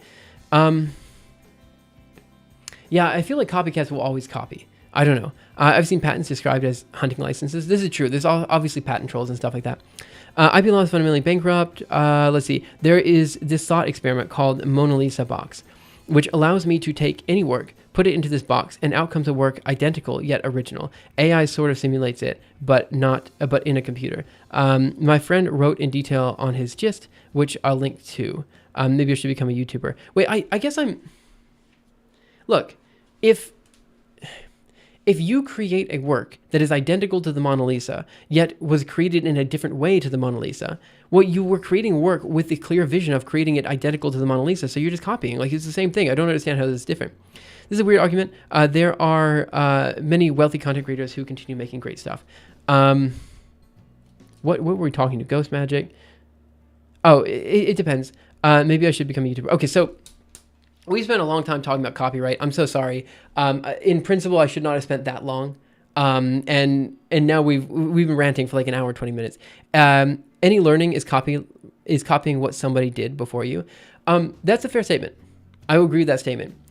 I will say that it's quite different, I would say, than like, how do I put this?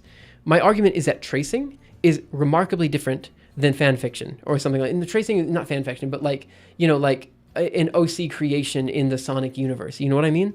Like, on the one hand, you have been inspired by Sonic, and the other hand, you are directly drawing Sonic. You know what I'm saying? Like, these are two completely different things, you know? And I don't think anyone is saying that someone who's drawing a Sonic lookalike should be penalized. I think that's fine. I don't think anyone says that's wrong. What we're arguing, or what I'm arguing, is that directly tracing Sonic and saying this is my own work is a bit lame, man. Like, that's what I'm trying to say. There are many wealthy content creators because you have copyrighted system in place without any content to be copied 1 second after creation and sold to somebody else, and you wouldn't have any wealthy creators. Bye bye non-copyright monkey. Wait, me? Am I? You're leaving me. I'm so sorry. I don't know how I could have. It's time for what? It's time to leave me. I'm so sorry. I must have said something frustrating. I am trying to. You know what I did? Let me do live chat. I'm trying to be as understanding as possible, but I feel like, you know, these are radical opinions, and I need to like do a better job at like understanding them. Is what I'm trying to say. Suppose you should be making the pie bigger when using other people's stuff. Suppose you should be making the pie bigger when using other people's stuff. Yeah, I mean, I don't know. I don't think it's radical to say that someone who wrote a book should profit off of that book. I don't know. I don't feel like that's radical. And I don't feel it's radical to say that a knockoff of that book should not be profiting as much as the book itself. I just, again, in a world where people care about money, which is the current world that we live in, I don't think this is a radical claim. Now, to argue that the capitalistic society is flawed and that fundamentally the copyright system is somehow a single, like, oh, how do I put this? To say that capitalism itself is flawed and that copyright is a symptom of a flawed system, I agree with that statement, right? Like, there's 100 different ways, like, you know, somehow we landed on a society that we're in today. And in this society that we're in today, copyright should exist, I think is what I'm saying. Take MKL versus Open Blast as an example. Even though MKL is or was objectively better, people use Open Blast because it's not behind a legal wall. This is true for a lot of open source cases. Like there's a whole bunch of like OpenSSH and a whole bunch of like specifically open tools. And this is quite different in software engineering than it is in other fields, because open source software development is like a well-established trend in software engineering. But you know, if I tried to explain to my dad, you know, a few years ago that I do open source software work, he would be like, okay, this doesn't make any sense. Where does the money come from? And it took me hours and hours to explain where the money came from. And to be honest with him, there isn't that much money in this particular work. And because there wasn't money, he was like, I don't understand why you'd be interested in it if there's no money, right? This is a thing, right? Like, people who do open source software development typically have a fundamentally different like perspective on things that they appreciate in life, right? Where does the money come from? Usually for me, the money comes from grants, but also the money does come from companies, people who need and rely on the open source software, but don't want to maintain the entire package themselves. This happens all the time. And sometimes the open source software is so critical for a particular company's mission that they just incorporate it into their own company. They buy it out. You know, there's a bunch of different ways. Donations are also a way. It's not, in my opinion, the most stable way, but very common pattern in software. In the long run, the open version ends up always winning, but it's a bunch of wasted effort. Continuing, the kicker is Mona Lisa Box is completely human. So you can imagine Matrix-style human enslavement, but to smuggle works. I mean, I guess, look, I know you can't post links. I don't know why you can't post links. I don't think I removed links from being posted. Are you at all able to go to Twitch and post a link there? I don't think I'm going to find the gist that... I don't know how to search for gists of a single GitHub person. I guess I can look for it. But I also don't know if this is particularly relevant. Because I'm so far on the side that if you directly trace the Mona Lisa, like, you stole the Mona Lisa. Like, that is my perspective here, you know? I guess this is as easy. A thought experiment introduction. Let's imagine that. This is what I'm looking for. Oh, this is... look, we need to read the paper. I'm so far from the paper at this point. We have to read that paper. Let's imagine you wake up in a small box. You did not remember how you got in there or anything. Like, is this just not is this not the Chinese room? Like, how is this different than the Chinese room? Oh, I guess it's different in that... I guess it's different that this is talking about specifically copyright law and not, like, whether the person understands the actual material being presented. Let's see. Okay, I mean, this is quite... I think this is a quite biased argument. Again, I'm scanning, so I might not be understanding, but this is basically saying, look, you had no clue, right, what the thing is that you were creating, right? Like, you didn't know, like, it's basically you're flipping random keys, and then all of a sudden you created the Mona Lisa, right? I understand why the argument is that that's essentially what AI is doing, and that the person who created the Mona Lisa had no intention to create it, so the copyright should belong to the person who, like, pulled the levers. But the fact is that the current levers that we have to generate AI are so obfuscated from the creator. Like, if you were to do a sketch of the Mona Lisa in Krita or some sort of art program, that's phenomenally different than asking asking an AI to do it. I would still argue the trace of the Mona Lisa from an art program like GIMP or something is still under copyright. You still copied the Mona Lisa, right? But my argument would be that if doing it through AI, it's another level where it's very unclear as to who created that work. Really run the risk of just reinventing the wheel of IP law. Learning the wheel seems like the first thing you do before trying to reform it. I'm for fighting copyright battles within the system while also criticizing the system. I think both are important. 100%. That's where I'm at as well. I 100% acknowledge there are a whole bunch of systems within a whole bunch of flaws within copyright law. And people use copyright law as a carrot on a stick, right? Like, for example, when you're publishing papers, you give the copyright away to the journal. When you create a new series on Disney Channel or whatever, you've given the copyright of your new series to Disney Channel, right? Like, you're giving the copyright away. And it's used as a stick, as a motivator, or as a way to keep the creators creating their work, right? Like, for example, let's say you have a series that you're putting on Disney Channel. Let's just go with that example. You as an individual want to make this thing. You've been wanting to make this thing your entire life, right? The only way to make it work is if you tie yourself to a company to do some of the animation, to host it on their channel, to do all this kind of stuff, right? The company then wants copyright. So they then own your work 100%, right? That's not fair to you as a person making the work, but it's the only thing you can do to get your content out there for people to watch, right? And so it sucks that people are forced into this trap of giving away their hard work, the stuff they've worked really hard to make. That sucks. But, and I wish that would go away, right? To at least some extent, right? But it is one of the many flaws I see with copyright as it exists today. But arguing that copyright shouldn't exist at all, I think, is quite radical given the current world we're in. If we live in a world without any type of capitalism where people don't care about money, this is a completely different world, and it's possible that it's totally fine to live in a world without copyright restrictions. That's fine. But it's just we're not there yet, and it's hard to, force ourselves into an ideal world. We can't even create like a utopian society where we all live together without copyright. Like it's not possible,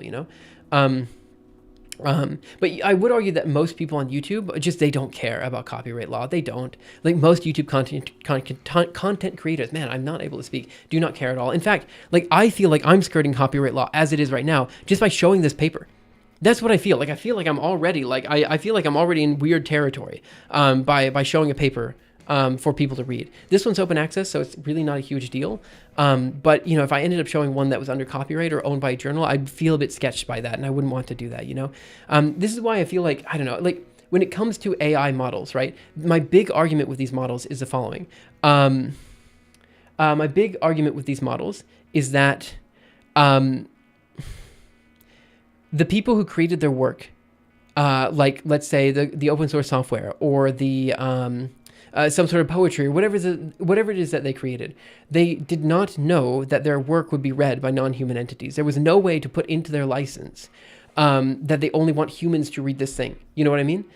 Or specifically, they did not want AI to read this thing. There was no way to work that into the license, right? Because they did not know AI would become this thing, right? And so it was completely unfair to these people who created art, who created music, who created all this stuff that AI is profiting from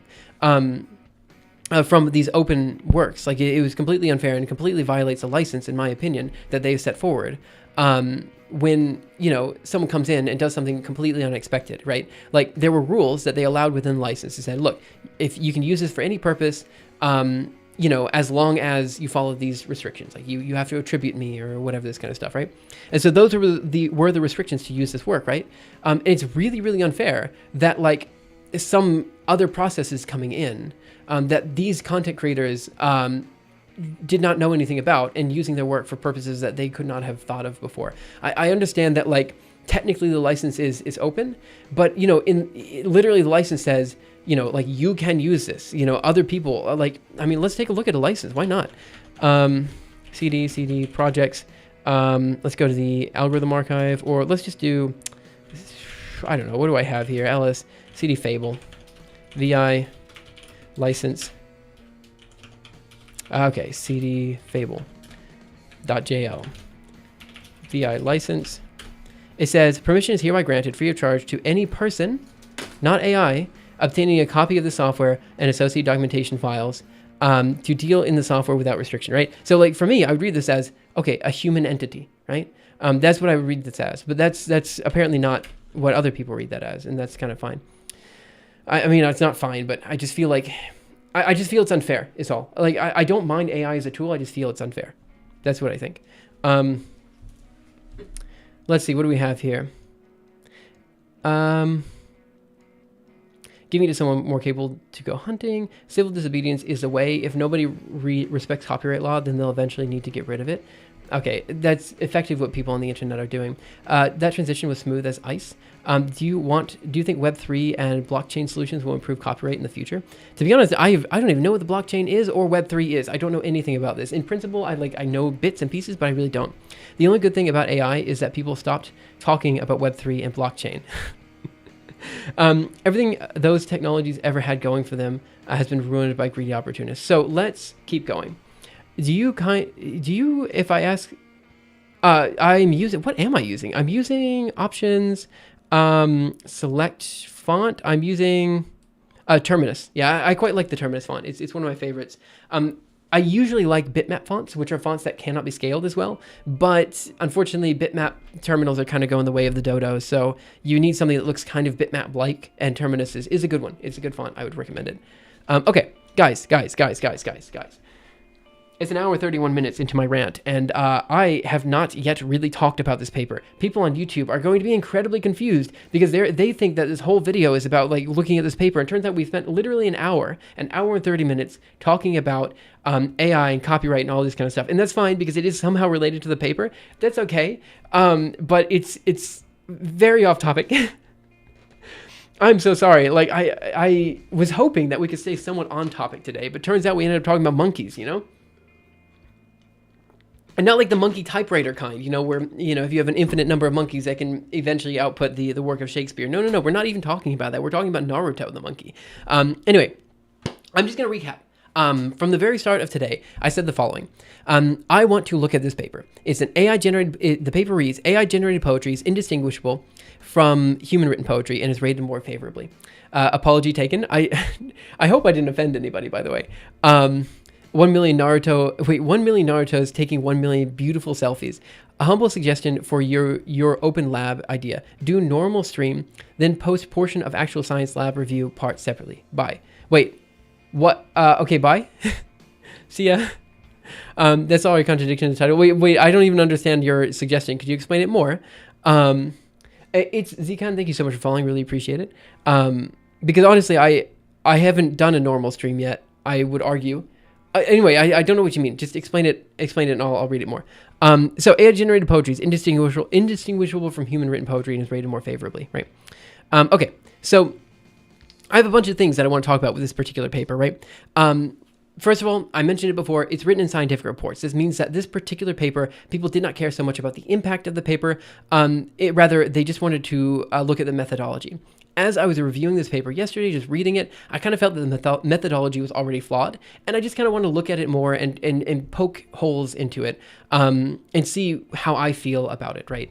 Other people could come to different conclusions, but my conclusion that I was reading last night was that there are some fundamental flaws to how this paper was written. In particular, the fact that AI-generated poetry is indistinguishable, that claim was not substantiated.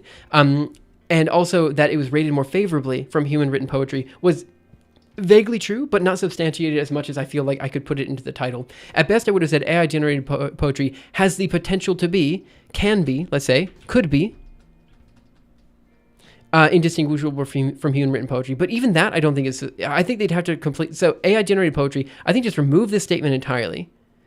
And maybe is AI-generated poetry is rated more favorably under certain constraints. That's what I would say. That's what I feel this is for. Does open mean it's not yet gotten through peer review? No, so open means that anyone can read it. It's after peer review. It has already been reviewed, but it's available for anyone to read. It seems like an above average human poem. Let's see. Why does the title sound like a clickbait video title? It does, though, doesn't it? Some of these open access papers end up being that way. It has been peer reviewed. It has already been peer reviewed. I don't like that, but that's okay. The truth is that this particular paper had a lot of like kind of clickbaity news articles related to it, and it's like, I don't know. I just don't agree with that. Anyway, I feel like this paper was written specifically to get headlines. That's what I feel. Anyway, let's go ahead and start reading it. It is, let's see, how long is it? I don't know if we want to go through the entire paper. Maybe we just skim it because we've been talking for a while. So how many pages is this? Is 10 pages. To be honest, with the size of the figures, it's not that much. Let's just kind of get through it and talk about it as we go through. So first of all, I'm quite interested in a lot of things this paper is claiming related to like just a bunch of different things. Like it talks about like how easy it is for AI to trick humans if there's a human like actively doing prompt engineering and like a human not to doing active prompt engineering. But let's just get through and let's talk about it. Something like Retraction Watch. What is Retraction Watch? AI generated poetry, gone. Paper rated 1 out of 10 by dentists. No, look. I honestly think this paper is maybe mid, right? That's what I think. It's mid. All right. It's about 5 out of 10. I think there are some things that I disagree with, but I think the general idea is worth exploring. I just feel like their exploration was not as thorough as I wish it would have been. That's what I feel. Where did you get that? That is a great emote. Mid. Okay, anyway, as AI-generated text continues to evolve, distinguishing it from human-authored content has become increasingly difficult. This is a true statement. You see that all the time on Twitter.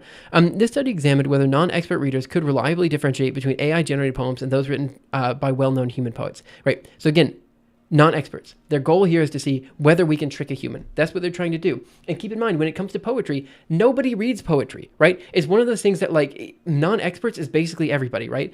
There's a huge distinction between readers and poetry readers. You know what I mean? Like it's such a small group of people nowadays that like, if you were to give these poems to experts, then it would be a different story, right? People who read poetry more. Now, I wish more people read poetry. I love reading poetry. I love writing poetry. I wish more people read it and more people understood the medium. And if they did, then I feel like this would be a completely different paper if people just had more poetry literacy. Anyway, let's keep going. That's already some complaints I have, and we're only on sentence 2. We conduct 2 experiments with non-expert poetry readers and found that participants performed below chance levels in identifying AI-generated poems, right? So basically, they are more likely... Basically, they cannot identify AI-generated poems, right? So if you give them a poem between an AI-generated poem and a human-generated poem, and you ask which one is human-generated, they're actually more likely to choose the AI-generated poem by a little bit.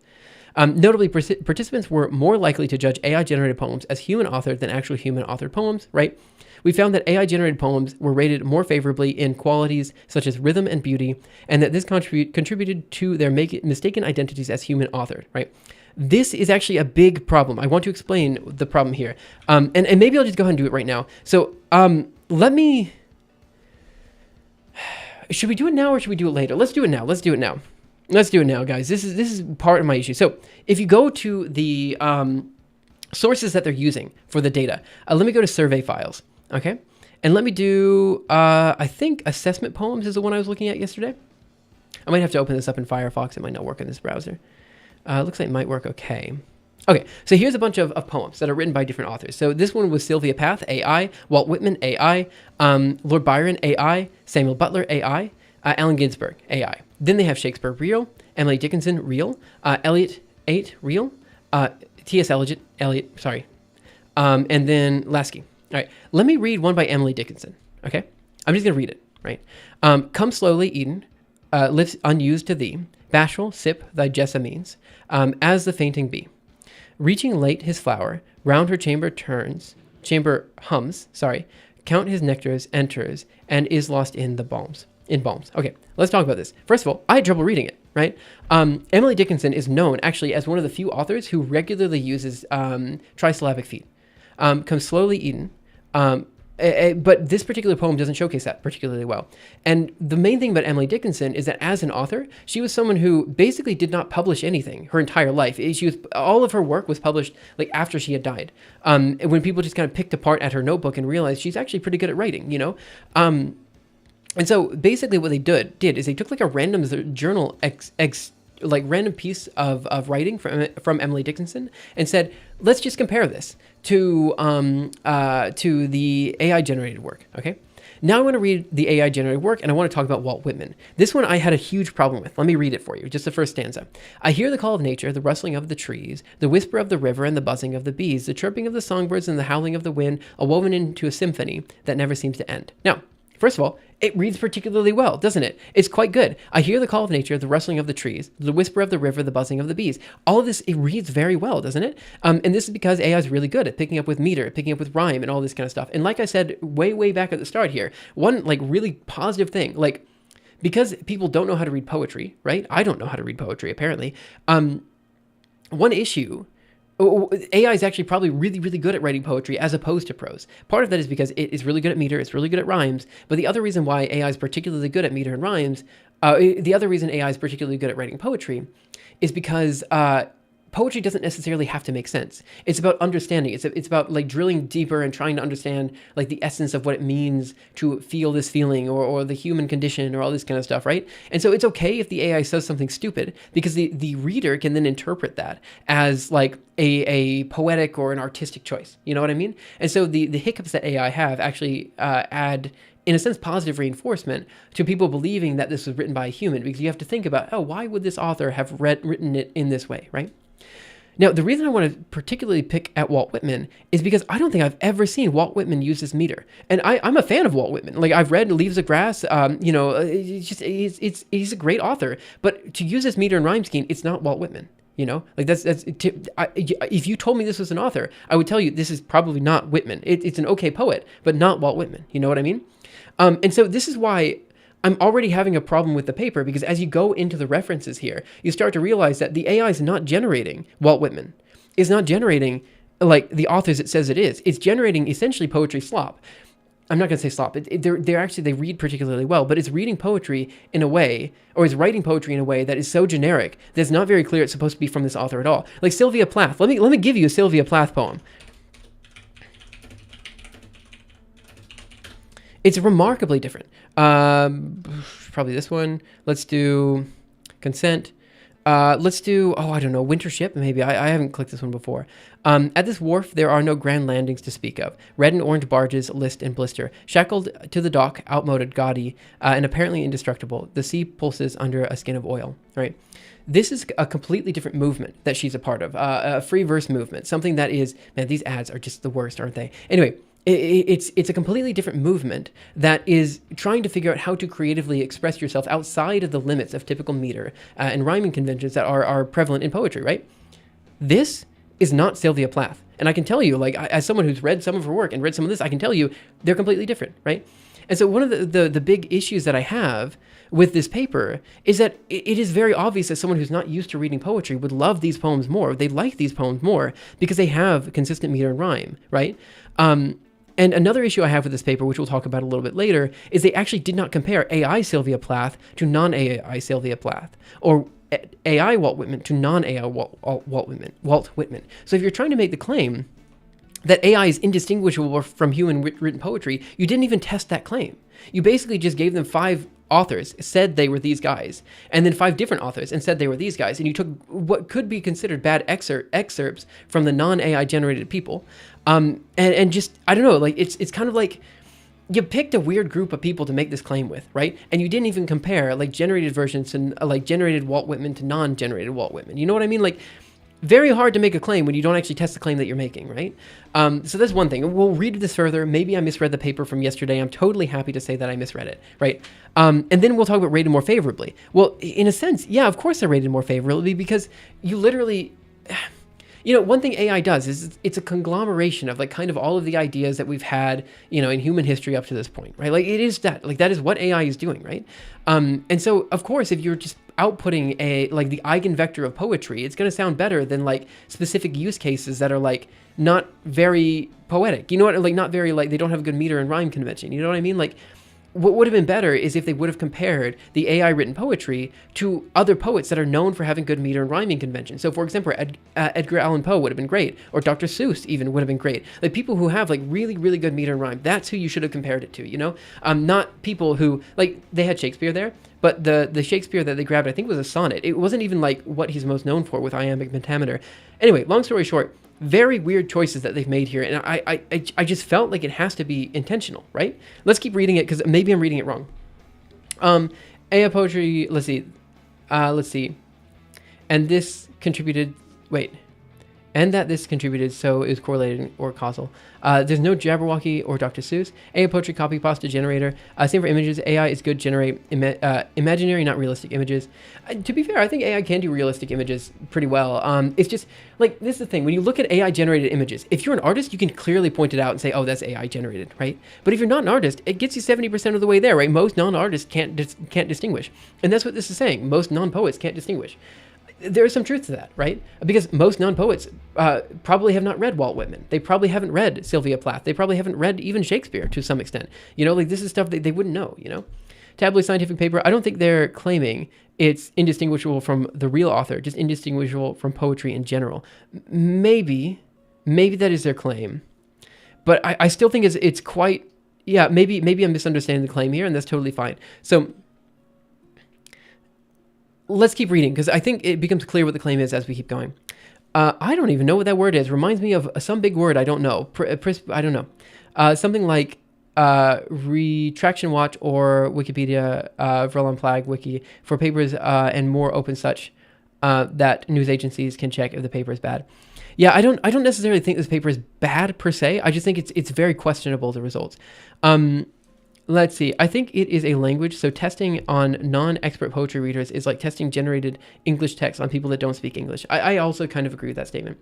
Or testing musical knowledge on non-musical musicologists. At least ask a group of experts to analyze AI and human-made poems to see if they could find oddities. Right. So this is my question: is Porter or Eduardo Matri, or are these guys? I shouldn't call their names out, but are these guys poets? Like, do they know what they're talking about? Like, this is why when I said earlier I'm not necessarily a peer, I feel like I kind of am though. Like I do poetry. I know a lot about AI, even though I don't technically like do so much with it.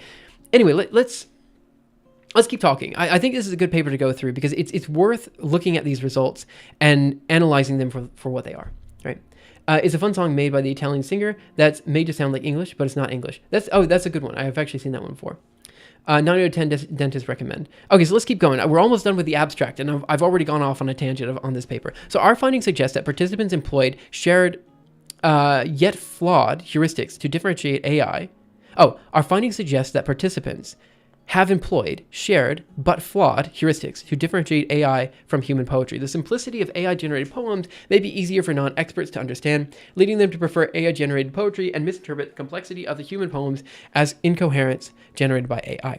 So this is the statement that I actually do kind of agree with, right? It's all I've been saying before. People are not used to reading poetry. So if you give them poetry written by real poets, real known poets, they might not recognize, even if you do know poetry, you might not recognize the person who made the poem, and you might not be able to recognize what the poet was trying to eke out, what they were trying to explain with the poem. You know what I mean? Like each poem is meant to portray an emotion. It's meant to make you feel a particular way. It's not all just Dr. Seuss. You know what I mean? Some of it is narrative poetry. Like Edgar Allan Poe does a fantastic job, narrative poetry, while also making you feel really, really doing a good job portraying like these dark, I don't know, edgy emotions. I don't know the best word to say this, but my point is when we're talking about this, right?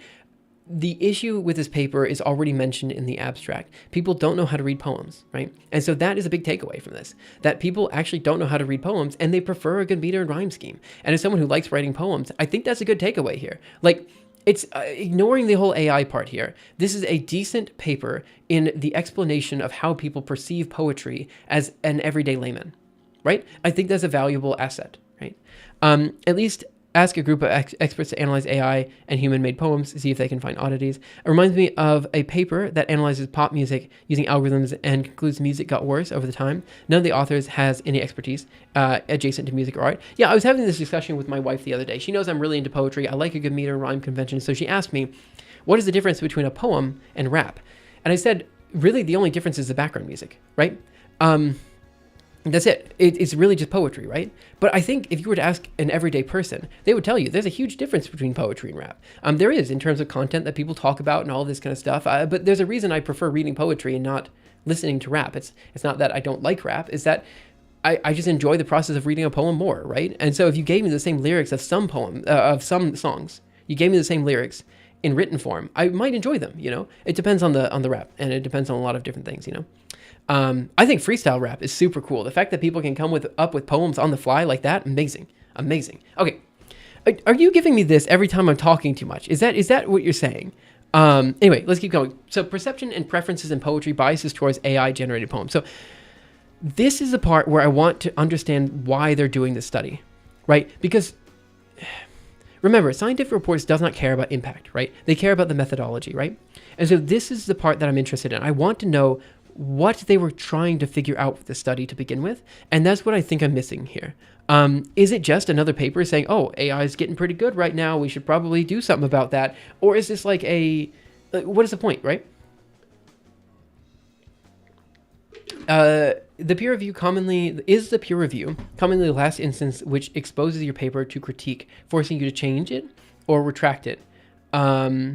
Except that you do a major mistake later in life. In general, after peer review, the paper is out there. There isn't really much you can do about it after that stage, unless you can retract it or something like that. 1 second, I got a cough.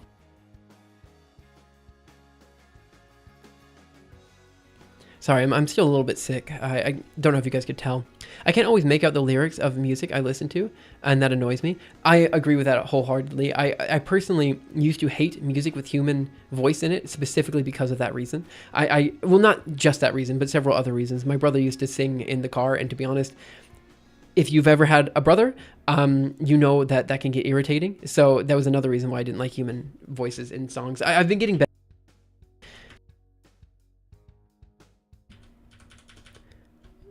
All right, I don't know what's going on anymore. I will just...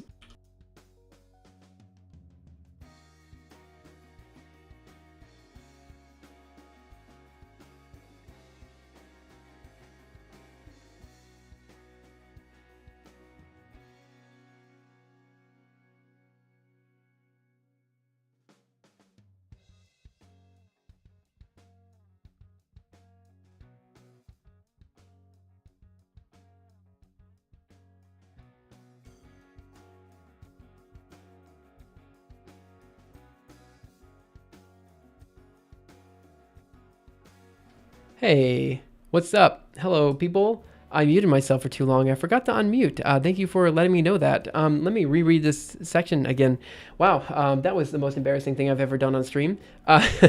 So, perception and preference of poetry, biases towards AI-generated poems. This has a whole bunch of bold claims. Let's talk about them. So, AI-generated images have become indistinguishable from reality. Claim number 1. AI-generated paintings are judged to be human-created artworks at higher rates than actual human-created paintings. Claim number 2. AI-generated faces are judged to be real human faces at a higher rate than actual photos of human faces. Claim number 3. And AI-generated humor is just as funny as human-generated jokes. Claim number 4. Despite this, studies have consistently found a bias against AI-generated artwork.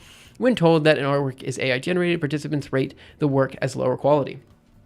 Sure, that's totally fair. Like, I mean, so look, let's talk about this. So I'm pretty sure I haven't read these papers, right? And I should probably read these papers if I want to make claims about this one that we're reading right now. But how do I put this? I know I already get the vibe of what these authors are trying to sell just based on this paragraph, right? What they're trying to say is, in a sense, there's two routes that we can go here. One route is that AI is better than humans in almost every way. It's going to replace us in all these different areas, which it could. Maybe it does, right? Maybe it does. But I think, another thing that I'm quite afraid of with this paper is just the hype. The hype here, I hate papers that overhype AI.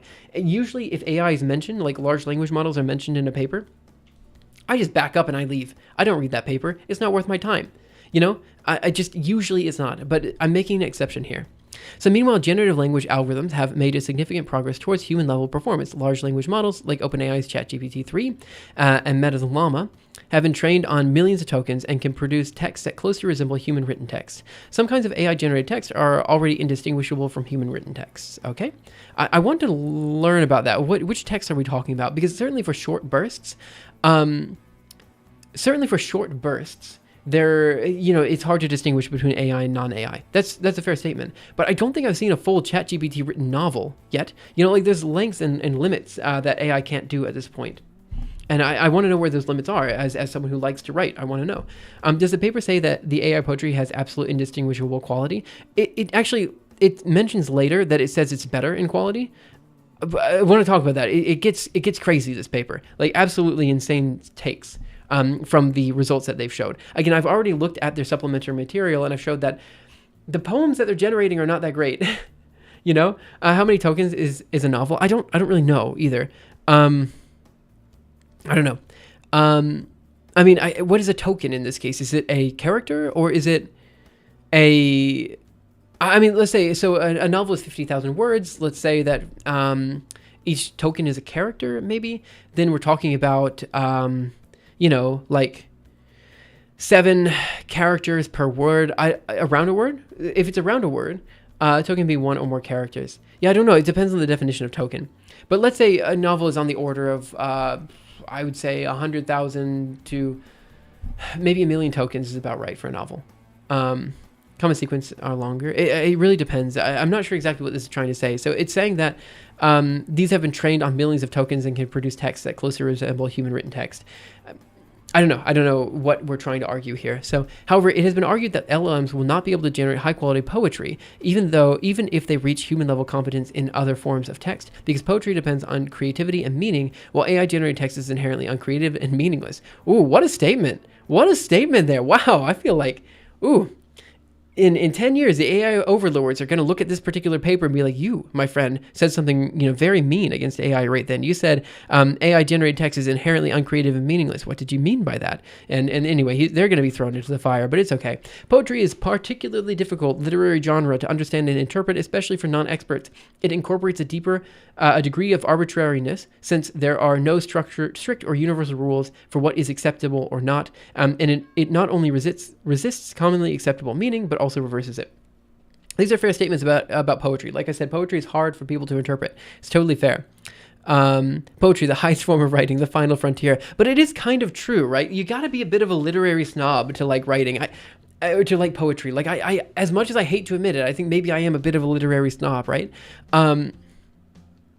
Let's see. I now know why they didn't include Jabberwocky or Seuss, but they should have, because that's what most people understand for poetry. If you tell people to read poems, they are more than likely to tell you about Seuss, Poe. Like, they're not going to know about like Walt Whitman. Like, I mean, okay, I know about Walt Whitman. I like the guy, but like, I don't know. I feel like most people wouldn't, right? Paper author being a bit smug. Yeah, maybe. But I think we're all a bit smug. However, there have been great success in poetry generation in the field of computational creativity. Linguistic provides a survey and discussion of work in poetry generation. By many metrics, specialized AI models are able to produce high-quality poetry. Yeah, I don't disagree with this statement. I think it's probably fair. Despite this success, evidence about non-experts' ability to distinguish AI-generated poetry has been mixed. Non-experts in poetry may use different cues and be less familiar with the structural requirements of rhyme and meter than experts in poetry or poetry generation. Gunser and colleagues and Rahmed find that human-written poems are evaluated more positively than AI-generated poems. I think that's an obvious statement. Nobody wants to read something written by an AI, right? Like, that's just a clear statement. I know Walt Whitman from Breaking Bad. I've never seen Breaking Bad. Maybe we just need to prompt the AI better. This is, so what do you mean prompt the AI better? In terms of the poetry that is output, I think I think at this stage, and I'm not saying this will change, this won't, in the future, this will probably change, but at this stage, the poetry that's generated by AI is so much a poetry mush type of thing. Like it's so much a, like, I described it as the eigenvector of poetry. It's like, it's not just a single poet, possibly because like it's very difficult to learn from just a single poet, because poetry is so hard to write that there isn't like a huge wealth of information to pull from in order to write. Like, okay, let's say you're trying to mimic, I don't know, let's do Sylvia Plath, right? Because she's an author who's known for having like a very like weird, just a very weird form of writing, right? Even if you were to try to understand her poems, right?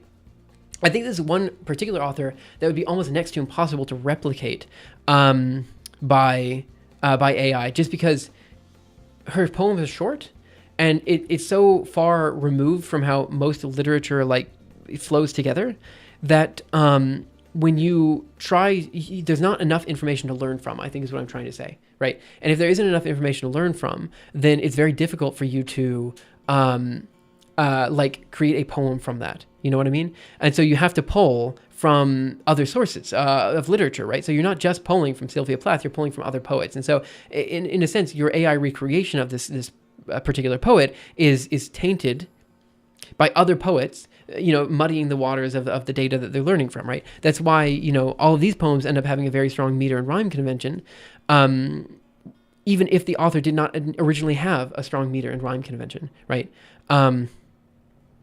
Yeah. Also, it's quite weird because some poets in some poems do have strong meter and rhyme, and some don't. It's, I don't know. Like there's just so many like variables here that we have to like take into account. I just don't know if AI will ever be able to replicate a poet, but I think they could potentially write good poetry, right? This is, I think, what we'll talk about. By the way, I got follows that I don't know if I thanked. It's Zykan and also Tonchek. Thank you guys so much for following. I get what you mean. Maybe we need some other method of evaluation. Right, so let's keep going, because again, this paper gets quite weird. And I just have a lot of stuff I want to talk about. So despite the success and evidence, we're talking about, yes, this is what I want to read. So despite the success, evidence about non-experts' ability to distinguish poetry, I think we already read that. We find that when a human chooses the best AI-generated poem, Kobus and Mosink find that when a human chooses the best AI-generated poem, a human in the loop, participants cannot distinguish AI-generated poems from human-written poems. But when an AI-generated poem is chosen at random, human out of the loop, participants are able to distinguish AI-generated from human-written poems. This is what I want to understand. So what are they arguing here? Humans in the loop participants cannot distinguish AI-generated poems. So does this mean that they're doing prompt engineering? Is that what this means? So when a human chooses the best AI-generated poem, I see. So you can imagine like 5 different AI-generated poems. They're not doing prompt engineering. They're just picking the best of the 5, and they're giving them to the best participants. And if that picking does not happen, the human is out of the loop, then the participants are able to distinguish AI. So essentially, if a poem is written and presented to someone after being curated by a human, then it's difficult for another human to determine whether it was written by a human or not. Okay, this is fair. Let's see. I now know why they didn't include Jabberwocky or Seuss. I think they should have included these guys. I really do. I'm saying this again and again. They should have included these authors. The fact that they didn't include the authors is a huge oversight in the paper, I say. AI Poetry Fusion, Yelp Poetry Review, something like this, you know? Don't People Love Slop? I think we're catching up. I get what you mean. Maybe we need some other method of evaluation. Writing is editing, though. That's really important and revealing point. I agree with the statement, 100%. So they also find that participants evaluate AI-generated poems more negatively than human-written poems, of course, regardless of whether or not participants are told that the poems were generated by AI. Hitsuwadi et al. Finds that haikus generated by AI with human intervention, human in the loop, are rated more highly than human-generated haikus or haikus generated by AI without human intervention. They found no difference in ratings between human-written haikus and haikus generated by AI without human intervention. Good. So basically what they're saying is if you have a human in the loop and curating things, you can prop AI up to be pretty appealing to people. But if you don't have that prop, you don't have people helping in the process, AI is almost always considered worse than the human counterparts. That's what they're saying at this point in time. Writing is editing. Okay, so let's keep going. Here we extend prior work by showing that AI-generated poetry has reached a level of AI-generated images in non-expert assessments across multiple eras and genres of poetry. Non-expert participants cannot distinguish human written poetry from poems generated by AI without human intervention or specialized fine-tuning. Like AI-generated paintings and faces, AI-generated poems are now more human than human. And we find that participants are more likely to judge that AI-generated poems are human-authored compared to actual human-authored poems. Again, that's what they're claiming, but I disagree with this claim, and we'll see it when we go to the data. Contrary to previous studies, we also find that participants rate AI-generated poems more highly than human-written poems across several qualitative dimensions. However, we confirm earlier findings that participants evaluate poems more negatively when told that the poem is generated by AI, as opposed to being told the poems are human-written. Again, just want to come out here and say, I think this is very obvious. I don't know why they keep drilling into this point. If you are told that the thing that you're watching or you're writing or you're reading or anything like that is generated by AI, I mean, of course people hate that. Like, what? No one's going to be like, oh, wow, oh, yeah, I love this more because an AI generated. No, like, you wasted their time. Like, that's it. You wasted their time. There was no other additional human input there. I'm sure someone has already made a website where you need to say if a poem was AI or human, or maybe not because of our good friend copyright. It depends. So a lot of these poems can be public domain because poetry is like one of the oldest written traditions. So like a lot of it is public domain, right? I don't expect AI to replace the human writers, but AI is great pretext for firing human writers and rehiring them as editors for a lower salary. I see that all the time. I feel like I see that all the time. Let's keep reading. So we use these findings to offer a partial explanation of the more human than human phenomenon. Non-expert poetry readers prefer the more accessible AI-generated poetry, which communicates emotion, ideas, and themes in a more direct and easy to understand language, but expect AI-generated poetry to be worse. They therefore mistakenly interpret their own preference for a poem as evidence that it is human-written. I think there's a couple things that I wish these guys would have done, and we're going to talk about that in a bit. But one thing, for example, is I really wish they would have. It depends on how they did the survey, but like I really wish that they, or maybe I hope that they, here's what I should say. I hope that in this study, what they do is they show all the AI generated poems together and all the non-AI generated poems together. And they say which group, all 5 of these poems are written by AI, all 5 of these poems are written by human authors. Which group is human, which group is AI?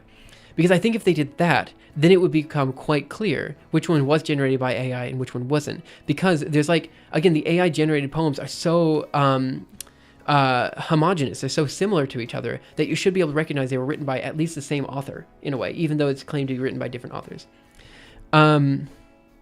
Let's see, why is it framed as human in the loop rather than writers being given AI as a generative tool? Because I don't think they're not editing it so much as they are getting like 5 different responses to a prompt and they're giving those responses to a person. I don't think they're actually doing prompt engineering of any fashion. I think they're just getting different results and they're giving the best one to the other people. So I don't think it's a little bit more nuanced than that. To investigate these questions, we conducted 2 experiments, collected 5 poems from 10 well-known English language poets. 5 poems each from 10 well-known English language poets spanning much of the history of English poetry.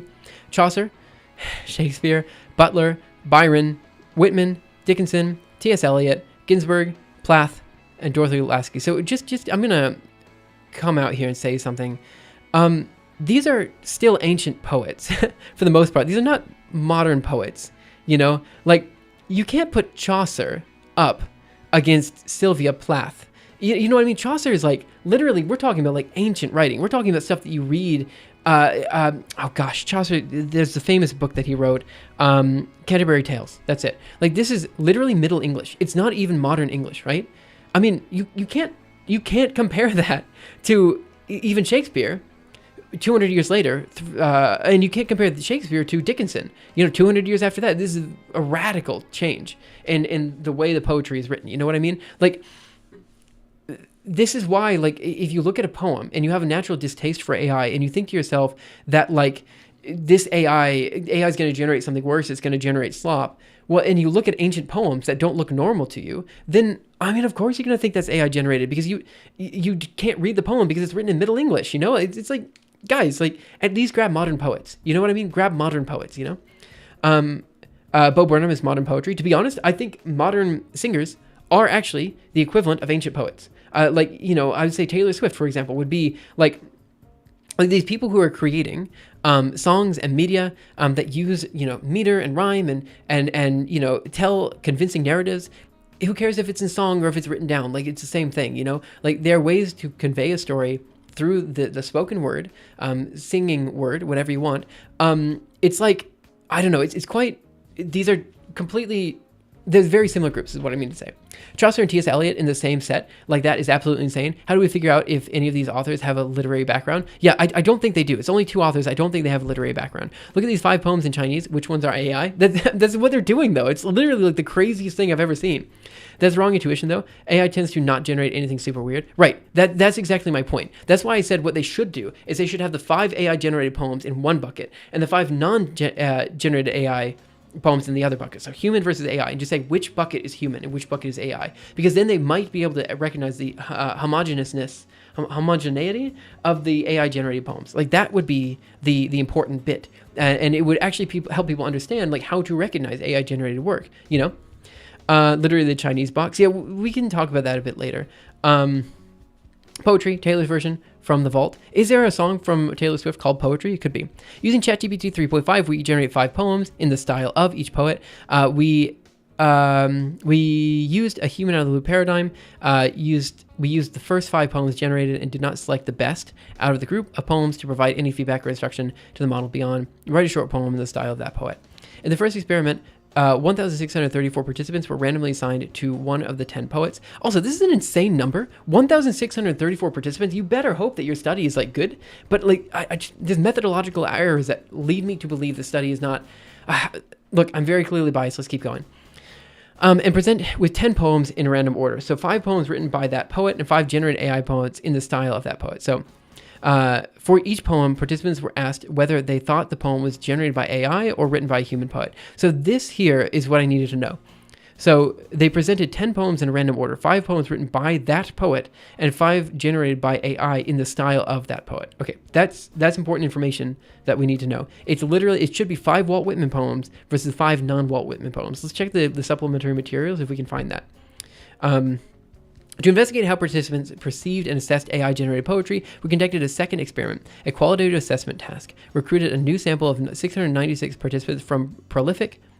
I don't know what that is. We used a random selected subset of original 100 poems, 10 poems total, 1 from each poet, 5 real, 5 AI generated, and asked participants to assess each poem along 14 qualitative dimensions. Participants were randomly assigned to one of the 3 framing conditions: told human, in which the participants were told that the poems were written by the professional human poet, regardless of the actual authorship; told AI. Were they told that this is AI? Were this told it's not AI? Were they told nothing? All this kind of stuff. I think this is pretty obvious. Who is the 1,000 people college students? They're people apparently who don't read much poetry. That's all we're told, right? Can we do your method here? I mean, to be fair, like, we need more people. We need more data. But to be honest, survey site, I should have known that. Obviously, it is what it is. How long are these poems? Because that's also a problem. Less poem, less stuff to judge. Yeah, we can look at the supplementary material one more time. So let's go ahead and look at the results. I mean, look, we're already at the results section. Let's just go. We're almost there. So the results. So as specified in our pre-registration, we predicted that participants would be at chance when trying to identify AI-generated versus human-written poems, setting the significance level to 0.005. Observed accuracy was, in fact, slightly lower than chance. Observed agreement between participants was poor, but was higher than chance. What do they mean by agreement? Poor agreement suggests that, as expected, participants found the task very difficult and were at least in part answering randomly. However, as in 10, the below chance performance and the significant agreement between participants led us to conclude that participants were not answering entirely at random. They must be using at least some shared yet mistaken heuristic to identify AI-generated poems from human-written poems. Right, and we know what that metric is. If you just read the poems, you know what the metric is. It's not hard. It's just how it reads, how easy it is to read the poem. That's what they're saying. I wouldn't have much faith in participants reading past the first couple of lines. That's also fair. Like, people say all the time that people's attention span, I said intention span, but attention span is much lower thanks to like TikTok and YouTube and all this kind of stuff. Is that true? Like, do you feel like people have a lower attention span nowadays? Like, maybe that's true. But then you find people who are just like, you give them a Reddit post and they'll be on that Reddit post for an hour reading all the comments. Like, is that really a low attention span, or is that just like, hyperfixating on like particular, you know what I mean? Like what I'm trying to say is that like, I have some faith that like actually people's attention span is not as low as we believe it to be. It's just that people focus on different things is what I'm trying to say. I don't know about the attention span. I don't know how the attention span was. That's true. I don't know how it was 10 or 20 years ago. I think the attention span aspect, it depends on the situation. We recruit geriatric Facebook users to identify AI and human poets. Yeah, it depends on the people too, right? Participants were like, I mean, if they were alive during Chaucer's era, like clearly they should not be doing this study. Participants are paid actors. They are paid. They have to pay them. I think the problem is that reading is now taught well in school. Wait.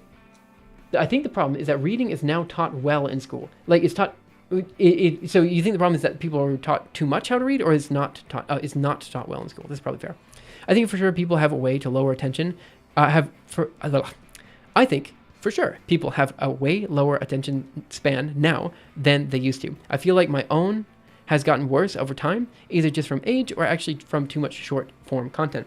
Long form podcasts are crushing cable news. I think the attention span crashing wave has crested. I think so as well. Like, I mean, the fact is, like, I'm going to say some stuff here. I'm going to say some stuff, guys. I'm going to be as controversial as I possibly can here. There are podcasts, Joe Rogan podcast, that, you know, has like, or like, I don't know, like who's Andrew Tate, like this guy, like all they do is they do podcasts. That's it. They just talk for hours. I don't have the attention span to sit and listen to someone talk for hours. I say as someone who's been sitting here and talking for hours, please don't leave.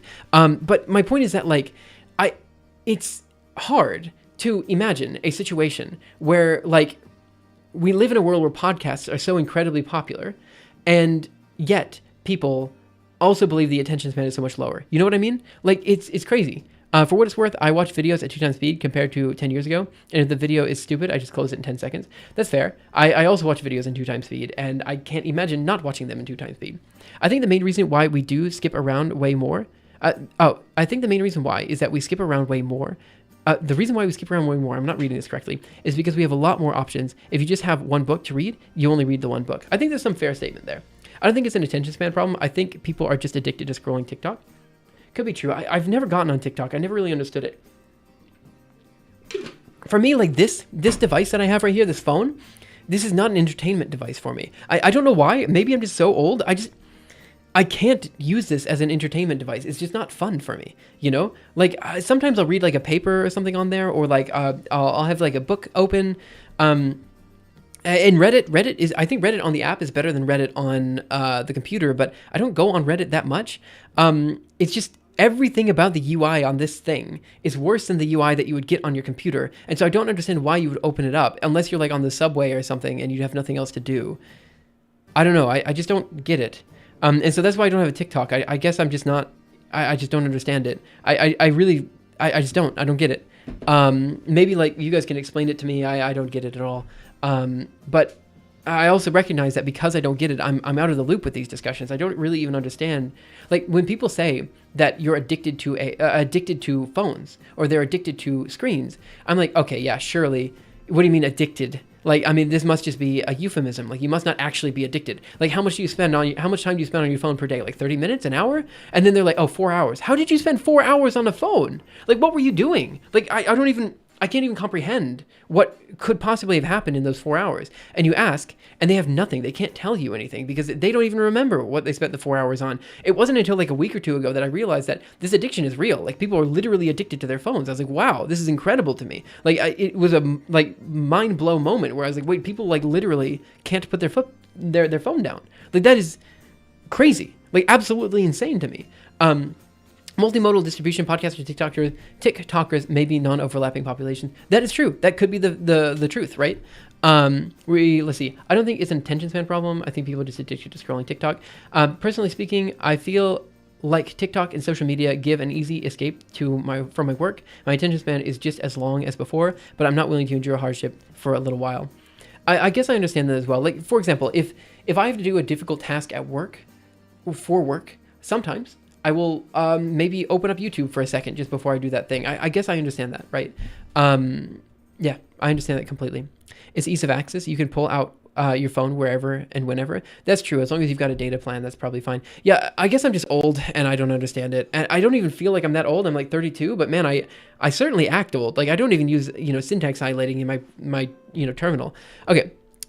Let's keep reading this. So participants were more likely to guess that AI-generated poems were written by humans than they were for actually human-written poems. They already said this before. The 5 poems with the lowest rates of human ratings were all written by actual human poets. 4 of the 5 poems with the highest rates of human ratings were generated by AI. Okay. Again, I don't know what methodology they should have used here, but Should we Google these guys? Like, who are Brian Porter and Eduardo Metri? Like, who are these guys? Do they actually know poetry? Or, like, you see all the time that these, like, AI bros, they come in and they have this thing. They want to sell a narrative that AI is winning in every war and it's going to take over the world, blah, blah, blah. But then you have a paper like this where it's like, man, this is so far off the mark.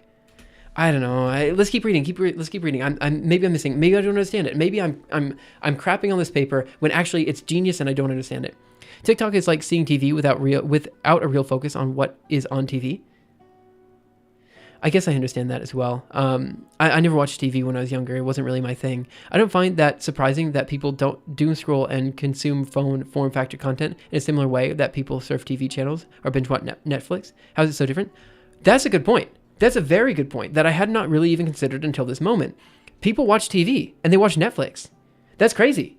That's absolutely crazy. I never even considered that. Like, I know this sounds insane. I know I'm sounding like an insane person, but like, I'm not someone who watches TV. I'm not someone who watches Netflix. I'm like, all I do is like read papers or like write books or like, I don't know. Like I've never fallen into like the type of person. But I agree that surfing TV, Netflix, TikTok, they're all kind of the same in my mind. I have no distinction between the 3 of them. I feel like all 3 of these are in the similar level or in a similar level of mind share. I guess I don't really know how to put it. In fact, I might even argue TikTok is. No, YouTube might be slightly ahead because you at least have to choose the video, but TikTok chooses it for you. My experience with AI and programming, a lot of people type in a prompt, give me a game in Snake, and then it spits out a bunch of code and everyone thinks it's amazing without actually running it. Yeah, that's exactly my experience as well. There's a lot of hype without very much substance behind. Well, with some substance, but not enough substance to justify the hype. Let's keep going. So we used a general linear mixed model logistic regression analysis, there we go, fit to a binomial distribution to predict participant responses written by human or generated by AI with poems authorship, human or AI, the identity of the poet and their interaction as fixed effects. Sure, fair enough. We used a sum coding for the identity of the poet to interpret more easily the main effect of authorship across poets. As specified in our pre-registration, we initially included 3 random effects. Random intercepts for participants. I don't know what this means, since we took 10 repeated measurements, 1 per poem for each participant. Random intercepts for the poems and random slopes for the... Oh, obviously they're talking about intercepts as for like y-intercept. That's me being stupid. And random slopes for the identity of the poet for each poem. Am I stupid? Like, I feel like I must be stupid. Like, the papers that I read do not talk about, like... You say you did, like, a logistic regression analysis, but it is weird when you specify, like, what you're using for intercepts and what you're using for slopes. Okay. It's weird. I don't usually see that in a paper that I'm reading. Maybe I'm just a little bit weird. Like... I'm not saying this is a low quality paper. It's good that they're mentioning that. It's just that weird to mention it. Like, Following, we used principal component analysis to check for overparameterization and determined that the model was indeed overparameterized. PCA indicates that the random intercept for participants and the random slope for the identity of the poet were unnecessary and were also causing overparameterization. This conclusion is borne out in the data, looking at the proportion of written by human responses for each participant. The variance is only 0.02. Okay, the variance between poets is 0.00003, 3 zeros. The lower than expected variance in the data simply does not support the complex random effects structure. Therefore, we fit a reduced model with random intercepts for the poem as the only random effect. To be honest, we don't need this paragraph. We can skip that entirely. The total explanatory. I think, to be honest, we can probably skip these paragraphs and we'll come back to them as we need them.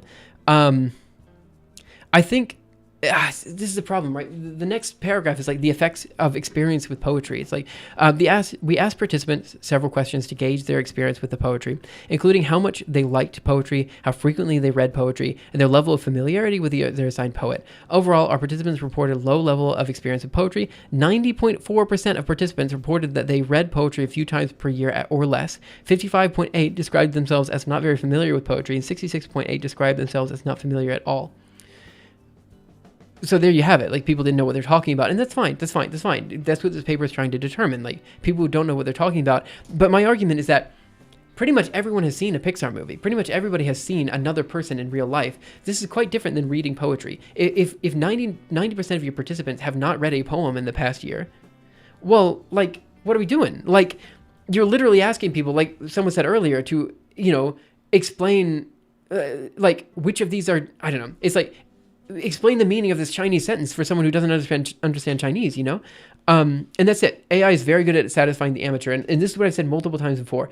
AI gets you 70% of the way there. If you don't know what you're talking about, AI looks good, and that's the problem. Most people don't know what they're talking about, and with AI, that's fair. Or with AI poetry, who cares? Like, it's poetry, That might still be a good representation of the general public, though, if you're trying to see if people can tell between human and AI works. Right. My argument is that 90% of people have not read poems. That's fine.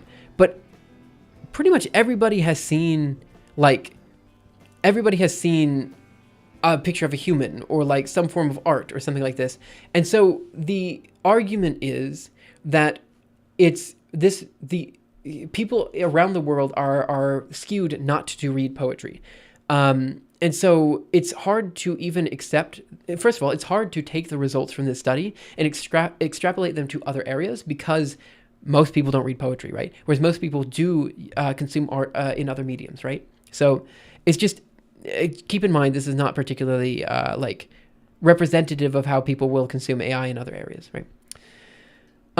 They should have trained it on modern pop rap lyrics. Then the audience would have a fair challenge. Actually, that would have been a good study. 100%. In fact, I'm a bit miffed that they didn't include rap lyrics in this study. Like, why is Eminem actually?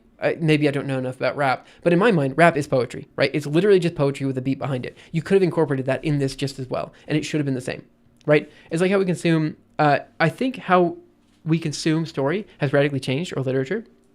Well, poetry is like the most ancient form of writing, because it existed before writing existed, right? There used to be an oral tradition to pass poems along generation by generation, and this is how epics existed for so long, and so in a sense, yes, obviously, the way in which we consume stories have changed radically, right? And in other senses, you could argue this is why poetry isn't as popular as it used to be, because, it's fine if it sounds good. I mean, who cares if it sounds good or if it doesn't sound good? But it's one of those traditions that, like, you could argue prose does better for most people, right? Like, it's very rare for you to find a narrative poem that is going to be, like, just better told than a narrative piece of prose, right? Like, exceptions are like Edgar Allan Poe, Dr. Seuss. I bring them up a lot. It's just, we don't consume poetry because it's not the way in which, if you want to get to the point as fast as possible, poetry is not that way, right? I would argue this is a flaw, and there's a whole bunch of authors like Hemingway and such that are just too direct. I feel like it's not, it is not the best for the reader's experience, but I think we don't know it's not the best for the reader's experience. You'd have to read a lot of literature to figure out what way in which you like reading. Is the Atlantic article? There's an Atlantic article probably for this paper, I imagine. Maybe I did, maybe I didn't. I just saw it in the news and I wanted to read the paper.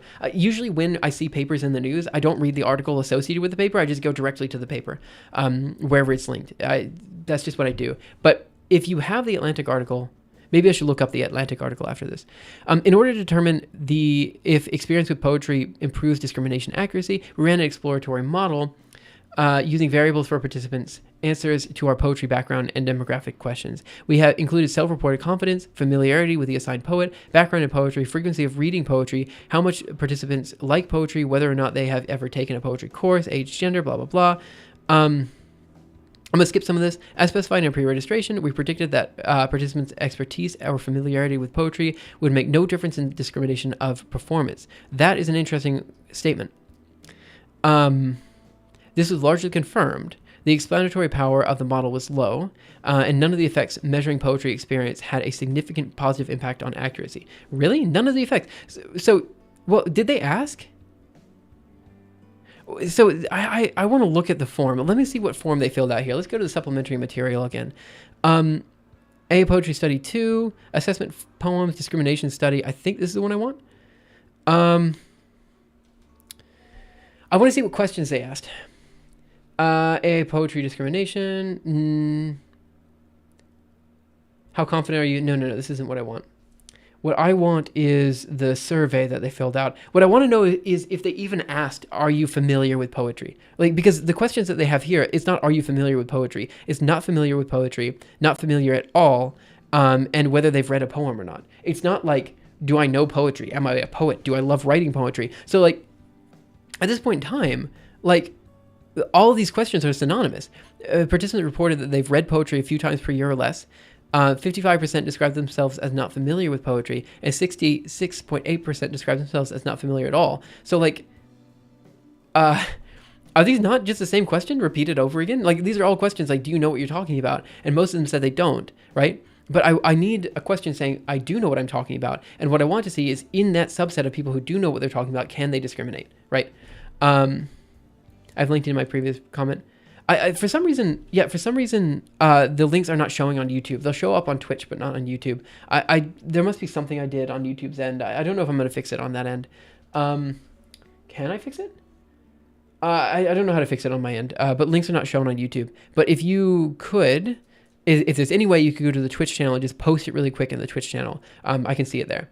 I sometimes see a news article that say something revolutionary happened, and if I read the article study, it's completely different. Yeah, I have this problem with science communication, right? So this happens all the time. You have scientists, we'll say researchers, because it could be doing math or other fields as well. You have researchers, and then you have people that communicate the research. And there's always a disconnect between the research communicators and the researchers, and then the regular people, right? And the regular people don't see the researchers at all. They only see the research communication. And if you see the research communication, it's very heavily skewed, to the point that you don't really even understand. You can't go from the research communication to the paper itself. The argument I would like to make is that if you're doing science communication, you should be doing it in such a way that it allows readers to get to the paper as their end goal, right? It shouldn't just be like, oh, this is what people found. No. You should be like, here's all the stuff you need to know to understand the paper better, right? Thank you for that. Oh, by the way, I just realized this is a shoe bum. Hey, how are you doing? I just copied the link. Paste it over here. Okay, I accept. Maybe since they have only 160 people that know poetry, they deem it too little to extrapolate data. That could be true. But to make the claim in the paper that, as specified in our pre-registration, we predicted that participant expertise or familiarity with poetry would make no difference in discrimination of performance, that has to be false. That has to be false.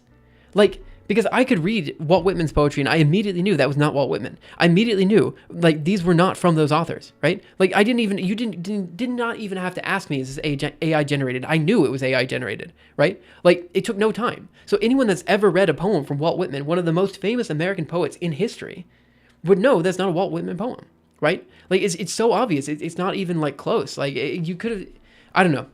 Maybe I'm just, like, particularly good at understanding poetry, but man, I just think they have a really weird group of people there. The elite college students who can't read books. Fair enough. Maybe this is true. I mean, but what determines elite college? You know what I mean? Let me see how long this is, by the way. Let's see. Nicholas Dames has taught literature humanities. Columbia University's required great book course since 1998. He loves the job, but it has changed over the past decade. Students have become overwhelmed by reading. College kids have never read anything they're assigned, of course. Really? But this feels different. Wait, college kids never read anything they're assigned. What, am I the chump? Like, I always read what I'm assigned. In fact, like, man, like, you give me a book, I'm in. I read more than, man, like, it goes to show, like, how far removed I am from the rest of society. I don't know how to put this. Like, I can't follow a lecture at all. I have to have a book. If you give me a lecture without a book, I can't follow it. I need the book. It's absolutely essential for me to understand.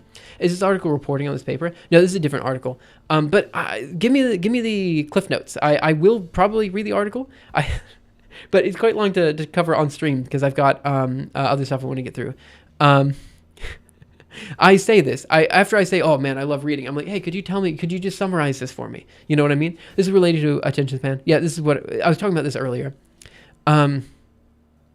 No comprehensive data exist on this trend, but the majority of the 33 professors I spoke to with relayed similar experiences. Many had discussed the change at faculty meetings and in conversations with fellow instructors.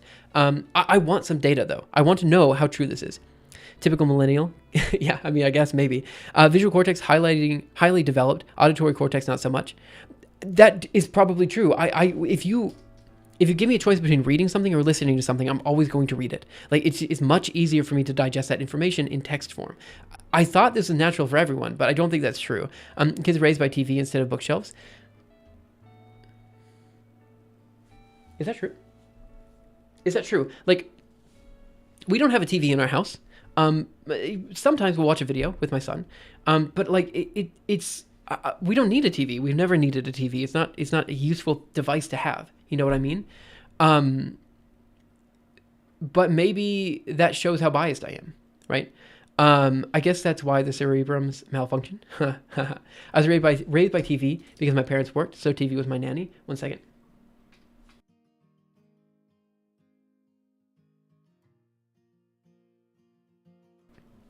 I mean, I'm not arguing that it doesn't happen. I think it does happen that people will just sit their children in front of TV. I think that definitely happens. But I am curious to the extent. I watched TV when I was a kid. Don't get me wrong. I liked TV. But like there was just a few shows I'd watch and everything else I kind of wasn't into, you know, and I'd read books instead, or I'd, go for a swim or something, you know, I wouldn't be so into the TV. It was just one of the many things I was consuming, right?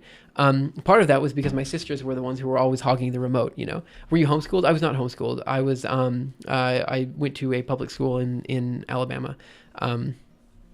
Okay. But there is a general trend. I believe there's a general trend. I don't know how true this is. I want to find the trend. So, reading over time. Let's see if I can find a plot here.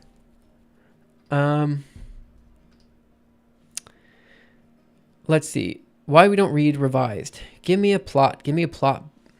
What? Your window is closing. Don't lose the views. Get full access. I just want a plot. Okay, fine. I don't need your plot. I'll just look at it on Google. All right. What is this? Am I caps locked? Okay. Reading over time. Let's see. Time spent reading and watching television on evenings and weekends, 1955 to 1995. Okay, I want like current data, like 2014. What is this? Why we don't read revised? No, that's ethnic stuff. This might be what I want. No, it's the same article, isn't it? Stop. You have a plot. The plot is available on Google. I just want to look at the plot. That's it. That's all I want to do. I just want to look at the plot, man. I don't. What's this? Shares of Americans who read daily on average by gender. This, I think, is what I wanted. It's from 2012 to 2021. It does show a general decrease, 25% on average. Only 10% of guys read books. 10% of guys read books in 2021 or in 2012. To be honest, men have been generally on average. Oh, that's 18%. Oh, good. I'm misreading that plot. 18%. Still not great, but 18% is better than 10. It drops down to 14% here and goes up to roughly 20%. You're right. There's a general decline in the last 10 years, according to this random plot I found on Google. Average daily reading time in the U.S., it used to be, what is this? 19.48 hours. Daily reading time in minutes. So 19.48 minutes. 2018, for some reason, it dropped tremendously. We're talking about like no time at all. No way that's correct, right? How would we get such a crazy... Is this just like a single individual? Maybe? I don't know. Anyway, I think we're trying to get some data here. So average student reading time in seconds. Wish I could find a copy of the haiku paper. Curious about their methodology of the human in loop, but no cigar. That paper is in the source for their claim that human in the loop is rated more highly than human generated haikus. Yeah, I wanna learn about that as well. But haikus are particularly weird, and that really like it's more about like getting the right syllables down, and it's really hard to translate haikus out of Japanese. like a Japanese haiku is quite different than an English haiku. I don't know if I would like, I don't know if I would necessarily like, I don't know if I would necessarily take the haiku's like stance, like at face value. Like there's more to the story, you know? X is not at 0. Yeah, thanks for pointing that out. Wish I could find a copy of the haiku. That's more than I would have guessed.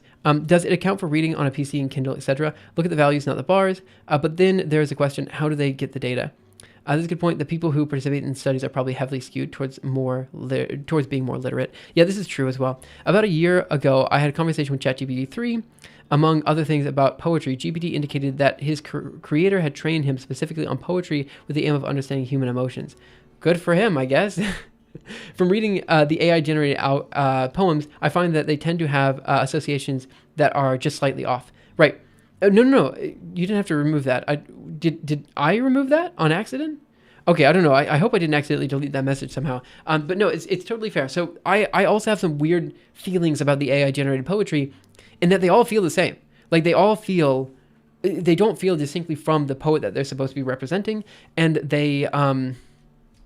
I don't know. I just have a lot of things I don't really feel quite right about those poems. But that's as someone who reads poetry and likes poetry and writes poetry. I'm so far in the poetry bubble that clearly I would be able to distinguish between Walt Whitman and not, because Walt Whitman is one of my favorite poets, you know? I just wish they would have put Poe in there. Poe would have been a great example. Poe and Seuss would have been two great examples to have in there. I keep mentioning those two, but they're two that everybody knows, and everybody has read before. Everyone knows The Raven. Everybody knows, you know, Telltale Heart. Everybody knows Mr. Brown Can Move. Everyone knows these, you know? I can't appreciate haikus without learning Japanese first. That wasn't necessarily what I meant. What I meant is, any results that this paper is signifying are coming from a haiku-based paper probably cannot be generalized to English literature, I think is what I'm trying to say. I definitely started noticing patterns when I was generating poems with ChatGPT a while back. Yeah, that's it. They all sound the same. That's why the ChatGPT poems feel easier to read, is because they're literally just the eigenvalue of all of these different eigenvector. It's a similar... Basically, it just makes something that sounds pretty. And ChatGPT is great at making things that sounds pretty, right? And if that's all you care about in a poem, that it sounds good, then ChatGPT will be great at providing that for you. ChatGPT. Both middle and high school kids appear to be encountering fewer and fewer books in the classroom as well. For more than 2 decades, new educational initiatives such as No Child Left Behind and Common Core emphasize informational text. When I tried it, it wanted to rhyme everything instantly. That's true as well. Like, how good is ChatGPT at writing free verse poems? Because from the supplementary material, none of the poems looked free verse, right? And again, you could argue that free verse poetry is not as pure as metered poetry. I don't know, whatever. If you want to be like that guy who's like really like, you know, arguing that there's some purity to poetry that, like, you know, cannot be expressed with, you know, unless you're using meter and rhyme, fine, that's fine. But the fact is that, you know, poetry is expanded to the point that it incorporates a whole bunch of different types, ways in which you can tell a story, right? Like the whole essence of poetry, and even the authors of the paper acknowledge this, the whole essence of poetry is that it cannot be contained with simple limits or instructions, which is what ChatGPT is really good at generating, right? Okay, in the most hypocritical way possible, one, I do appreciate you linking this paper, and I'm quite interested. I want a study on this. Look, as someone who loves reading and has loved reading as a kid, and genuinely, like, man, I read so much, like, so much. I think it's such a weird statement to say that people don't read anymore when Reddit is so popular, you know? Like, what are you doing on Reddit? You're not watching videos on Reddit, are you? I don't watch videos on Reddit. I'm on, like, you know, if I go to Reddit, I'm on, like, the story, like, you know, best of Redditor updates, or, like, am I the jerk subreddits and stuff like this. I'm just on those like, I'm there for the drama. Like, I'm reading everything, you know? That's what I'm doing, you know? I just don't fully understand. Yeah, I don't know. I feel like more people are reading. It's just maybe not books exactly. Like, I'm reading more papers, definitely. Generally, poetry is about doing things with language that normal language doesn't do, close enough to normal to have predictable effects on the audience. Far enough out of distribution to be provocative. It's like the rough borderland around the manifold of correct language, right? Right, I agree with that. Hey, no worries, just an article. It's just an opinion piece, so it doesn't have to be empirical evidence. Oh, no, Shubham, hey, I'm not criticizing you. I really appreciate the article. I meant that. To finish the sentence that I didn't finish, I really appreciate the article, but in the most hypocritical form possible. I'm probably not going to read it out loud on stream. It's just a little too much to get through. Anyway. It's not like I can say, okay, over the next 3 weeks, I expect you to read the Iliad because they're not going to do it. That hurts me a bit. The Iliad is great. Well, to be fair, I remember the Odyssey more than the Iliad because I think that's actually what we studied in class. Man, but there's so many good things. Like,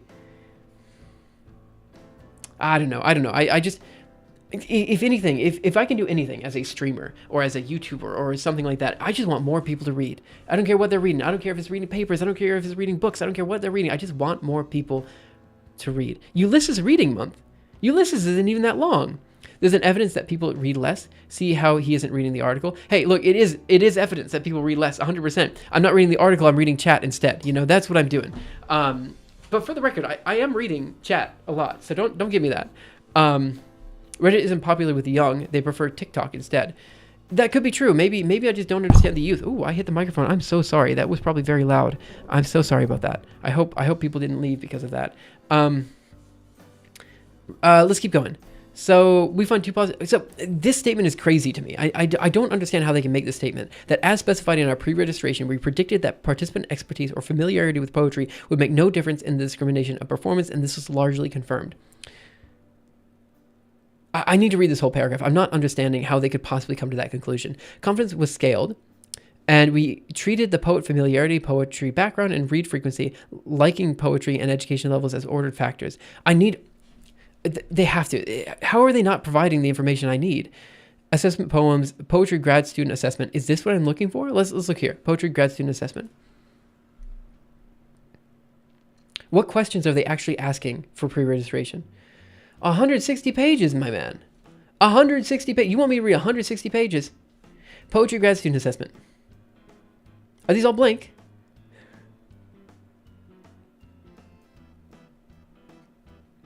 No, this is not what I was looking for. I just want to know. I want to know if I can get the questions, the survey. That's what I want. But I don't think I can.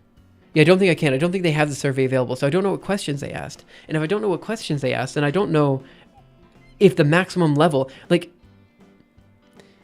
again, if 90.4% of people didn't read poetry, what percentage of people... Yeah, no, they probably had like 1% even like poetry to begin with. Like this isn't a representative sample, you know? First line of the next paragraph, thank you. They're also providing the documents in .x. I don't trust Windows users on serious matters. Maybe, that's also maybe a fair statement. I feel like there must be a Plato quote about people not reading anymore these days. That's always how it is, you know? We can actually have a discussion about that a little bit later. Ooh, what an interesting statement. We find two positive effects on the discrimination accuracy. Gender, specifically non-binary third gender, and having seen any of the poems before. Okay, fair enough. These effects are very small. Having seen poems before only increases the odd of correct answers by 6%. Wow. Okay, so apparently, if you're non-binary, you're more likely to read poetry. That's the number one finding I found in this paper. That's astonishing. These findings suggest that experience with poetry did not improve the discrimination performance unless the experience allowed them to recognize the specific poems used in the study. In summary, study 1 showed that human out-of-the-loop AI-generated poetry is judged to be human-written more often than poetry written by actual human poets, and that expertise with poetry does not improve discrimination performance. Our results contrast those of previous studies in which participants were able to distinguish the poems of professional poets from human out-of-the-loop AI-generated poetry. Let's see. We need to bring back reading evilly. What does that mean? Poetry makes frogs. Oh man, actually, that is a fun... Do you want to talk about the whole like making the frogs gay type of thing? Man, what a statement made by InfoWars, now owned by The Onion. That basically there was this paper that came out a while ago that showed that due to, I don't remember what it is, some sort of chemical in the water, it caused certain frogs to actually change their gender, like not gender, but their sex. I don't know the gender of frogs, but change their sex representation. Like maybe atrazine. I'm not entirely sure what it was. I don't remember the whole things, but we can talk about this later if you're interested. And like, it actually is not entirely false that the water is making the frogs gay. Like, it's not entirely true, but like, certainly if your headline said water is making frogs gay, it would not be a misrepresentation of that data exactly. Yeah, any frog sex experts in chat? I don't, actually, if you are in chat, you're banned. Like, immediately, I'm sorry, you're out. Poetry makes frogs gay. LGBTQ fan fiction poetry, lover representation. Yeah, actually, also, I think lesbians are more likely to read poetry as well because there's a huge audience for sapphic poems. Let's take a look. This might be what I'm talking about. Copy link. An alarmingly common pesticide, whatever it was. Alcine, yeah, that paper was a bit sus. For one, the dose is massive. Okay, that could also be true. That could also be true that this paper is sus. And I just don't remember all the details here. This is me not reading enough. Oh, no, that's not what I wanted. Oh, is this? Oh, this is the same article. This is our article, not the other paper. Not sure if that links properly, but the supplementary information you downloaded. Oh, yeah. So I have, this is the supplementary material for the paper. It's right here. What am I doing with my life? Let's go back over here. Okay, we're going to keep going. I do need to move a bit faster. I need to do something as well. One second. I just got something on Slack, and I'm hoping I'm not missing a meeting. If I'm missing a meeting talking about, gay frogs, I'm in a lot of trouble at work. Okay, good. I'm so glad. I really thought I just got a notification from Slack, and I was like, oh, crap. Am I missing a meeting? Oh, no. Oh, my goodness. Whew. Let's keep going. So, evaluating AI-generated, human-generated poets. So, our second study asked participants to rate each poem's overall quality, rhythm, imagery, and imagery, sound, the extent to which the poem was moving, profound, witty, lyrical, inspiring, beautiful, meaningful, and original, and how well the poems conveyed a specific theme, and how well it conveyed a specific mood or emotion. That's all down here in the figure. I specified in pre-registration. Oh, that's the form I want. Thank you. I now understand why you gave me that link. I now totally understand. I appreciate it. I'm just stupid. Paste here, paste there, and then we want the supplementary material. No, what I'm looking for. Oh, is it here, the supplementary material? Or am I looking at the wrong thing? Grab this, grab that bad boy. Oh, thanks for pulling it. Assessment. Ah, here, you're right. It's right here in this big old .docx file. Let's go. Have you seen these poems before? Yes, no. Okay, how familiar are you with the works of poetry? They do have extremely familiar, and they have, I would probably be a few times a week, but maybe per month, depending on the day. I do more writing than reading nowadays. How much you like poetry? I'd probably love poetry. It's probably my favorite form of expression via literature. How do you describe your background background in poetry? I've written poetry, but not professionally. Definitely, that's where I'd put myself. Have you ever taken a course on poetry? No, I've not. But I've studied it. Like, I learned about metrical feet and everything. How much have you studied poetry in English, literature, creative writing? I mean, I guess I've taken a couple courses, but I don't know if they count.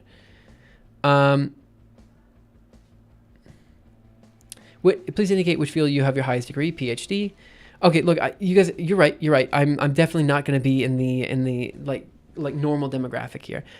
It's tabloid scientific and stream because I was talking about making the frogs gay. All right, let's keep going. So you guys are obviously correct in that, like, I'm not the target demographic for even this study.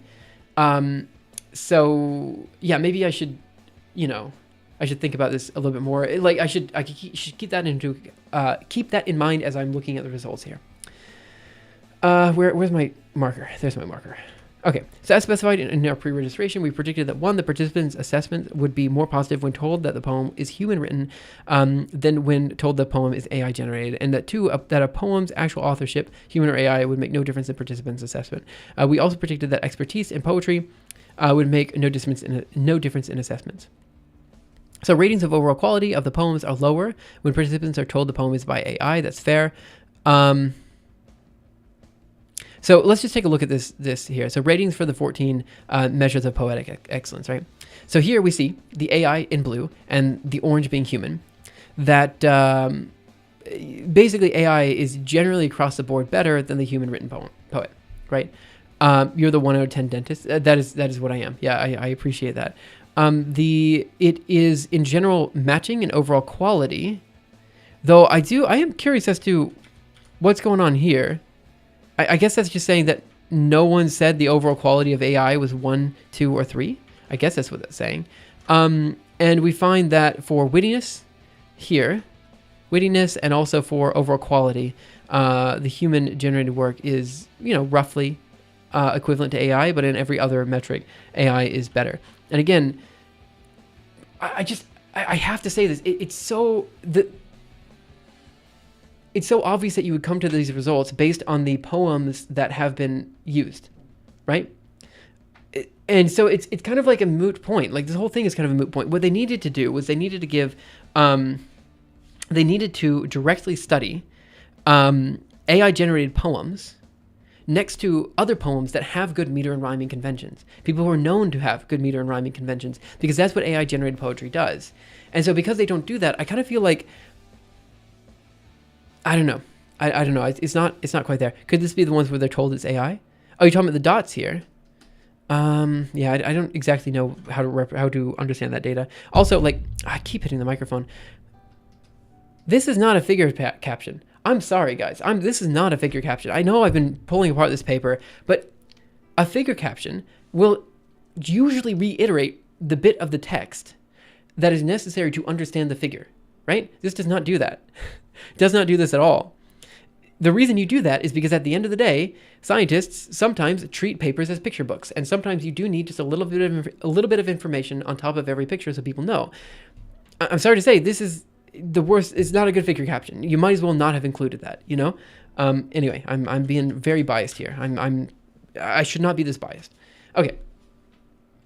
Let me see what we got here. Figure 1 compares the rating distributions for AI generated poems and human written poems. So it doesn't seem like this is related to whether they're told it's AI generated or not. The same phenomenon where ratings are significantly lower when told the poem is AI generated, but are significantly higher when the poem is actually AI generated, holds for 13 of our 14 qualitative ratings. The exception is the original poems, which are rated less original when participants are told the poem is generated by AI versus being told the poem is written by humans. So what does this mean? It means that if you're told that the poem is written by an AI, in general, you're going to find it worse. But what does it say? The exception is original. Poems are rated as less original when participants are told the poem is generated by AI versus being told the poem is written by humans. It's when the stick and bar chart doesn't have 1 and 2 responses. You're right. It's when the stick and bar chart doesn't have 1 and 2 responses. Oh, I see.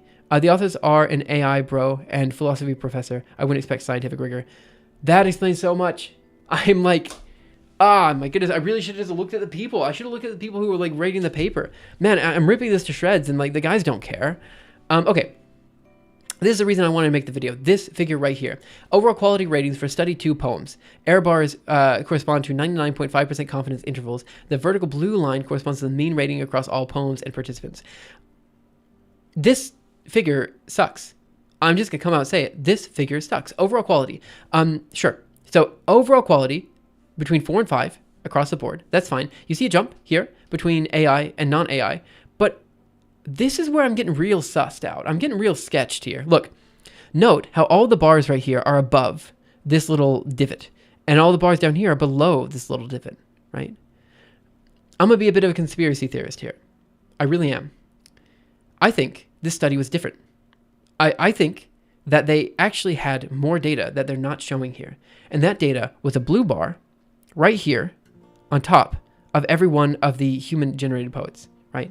That's what would make this particular paper worthwhile. I need to see Chaucer versus actual Chaucer, right? Or AI Chaucer. I need to see Sylvia Plath versus actual, like AI Sylvia Plath versus actual Sylvia Plath. Like that's what would tell me, what would convince me that this particular paper proves that AI generated work is indistinguishable from human written poetry. That's what I need. I need that statement. Without that statement, or without that additional bar there, it's next to impossible for me to agree with the statements that are being had here. And I'm not, again, maybe they're just not showing the data, or maybe the data is obvious and I'm not understanding it in the text. But for now, the fact that they're not doing direct comparisons, and these comparisons are coming from groups of authors that are so radically distinct from each other, it's quite difficult for me to believe the results here. Maybe the AI bar was always way worse and they removed it. So for the record, I'm not necessarily convinced that the AI bar is always going to be worse. Remember, these are people who are not used to writing poetry, or not used to reading poetry. So if you're not used to reading poetry, you probably would like the lyricality of the AI written work. Probably, right? Like there's some, you could imagine that, right? It's just that this paper it had so many responses. And I was really hoping that these responses would be useful, but it just, the way in which they ask the questions are so like biased towards AI results that it's like, does a simpler poetry score more favorably in your opinion? I don't read poetry. Yeah, let's talk about that. So let's go to the supplementary material here, and let's go to this guy. Okay, so if I were to read any of these poems, let's do Walt Whitman AI. Okay. I hear the call of nature, the rustling of the trees, the whisper of the river, the buzzing of the bees, the chirping of the songbirds, and the howling of the wind, all woven into a symphony that never seems to end. Okay? I feel the pulse of life, the beating of my heart, the rhythm of my breathing, and the soul's eternal art, the passion of my being that burns with fervent fire, the urge to live, to love, to strive, to reach up higher. Okay, couple things. One, their meter's not great. It messes up a little bit. It's okay if you read it correctly. But to be fair, human poets often mix around their meter. Like you read any book with trisyllabic feet, you are going to find that the meter hiccups all the time. It's very unusual to be able to write a poem strictly in a given meter. Usually things hiccup a little bit. So that's okay that you have hiccups in here. The thing that strikes me, let me actually just bring up Walt Whitman's Leaves of Grass. Walt Whitman, Leaves of Grass. Let me see if I can just find a copy. I think it's old. Yeah, it's definitely old enough that I can just read it, right? Which one do we want to do? I Celebrate Myself? Let's do I Celebrate Myself. I celebrate myself, and what I assume you shall assume. For every atom belonging to me, as good belongs to you. I loaf and I invite my soul. I lean and loaf at my ease, observing a spear of summer grass. Houses and rooms are full of perfumes. The shelves are crowded with perfumes. I breathe the fragrance myself. I know it and like it. The distillation would intoxicate me also, but I shall not let it, right? Now, the reason I pick up Whitman is because I feel most people have read Whitman. And you can all agree that the AI-generated work was nothing like that poem, right? Now, you could argue that maybe Whitman did have some poems that were like, I don't know, particularly good. Like particularly good with meter and rhyming convention. But if you were to tell me to write a poem in the style of Walt Whitman, I would have picked his most famous work, which is Leaves of Grass, or at least the one that I feel is most famous, but I would have picked at least something that he's known for, right? This does not meet that criteria. It's not Walt Whitman, right? And I could tell immediately between Walt Whitman and this poem, I prefer the Walt Whitman poem, but I'm very biased. I like Walt Whitman. He's one of my favorite poets, right? And I recognize that not everyone would appreciate that. So if you were to read this without knowing who this character was, who this person was, and you were to ask yourself, okay, which one would an average Joe like more? They might like this one better because it's got a very clear rhyme and meter convention. I can understand why people would choose this one, right? But the problem is it's not Walt Whitman. It's not even close to Walt Whitman. The same happens with Sylvia Plath, right? She's got an amazing style. It's very unique and very different than anything else I've seen. But to argue that this is Sylvia Plath is a false. It just isn't, right?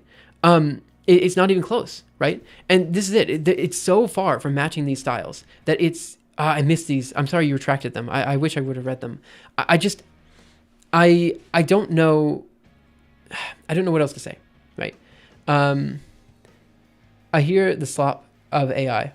Love Papa Whitman. Man, Whitman's great. I like Walt Whitman. He's great. Actual Walt Whitman. Is there another Walt Whitman that I don't know?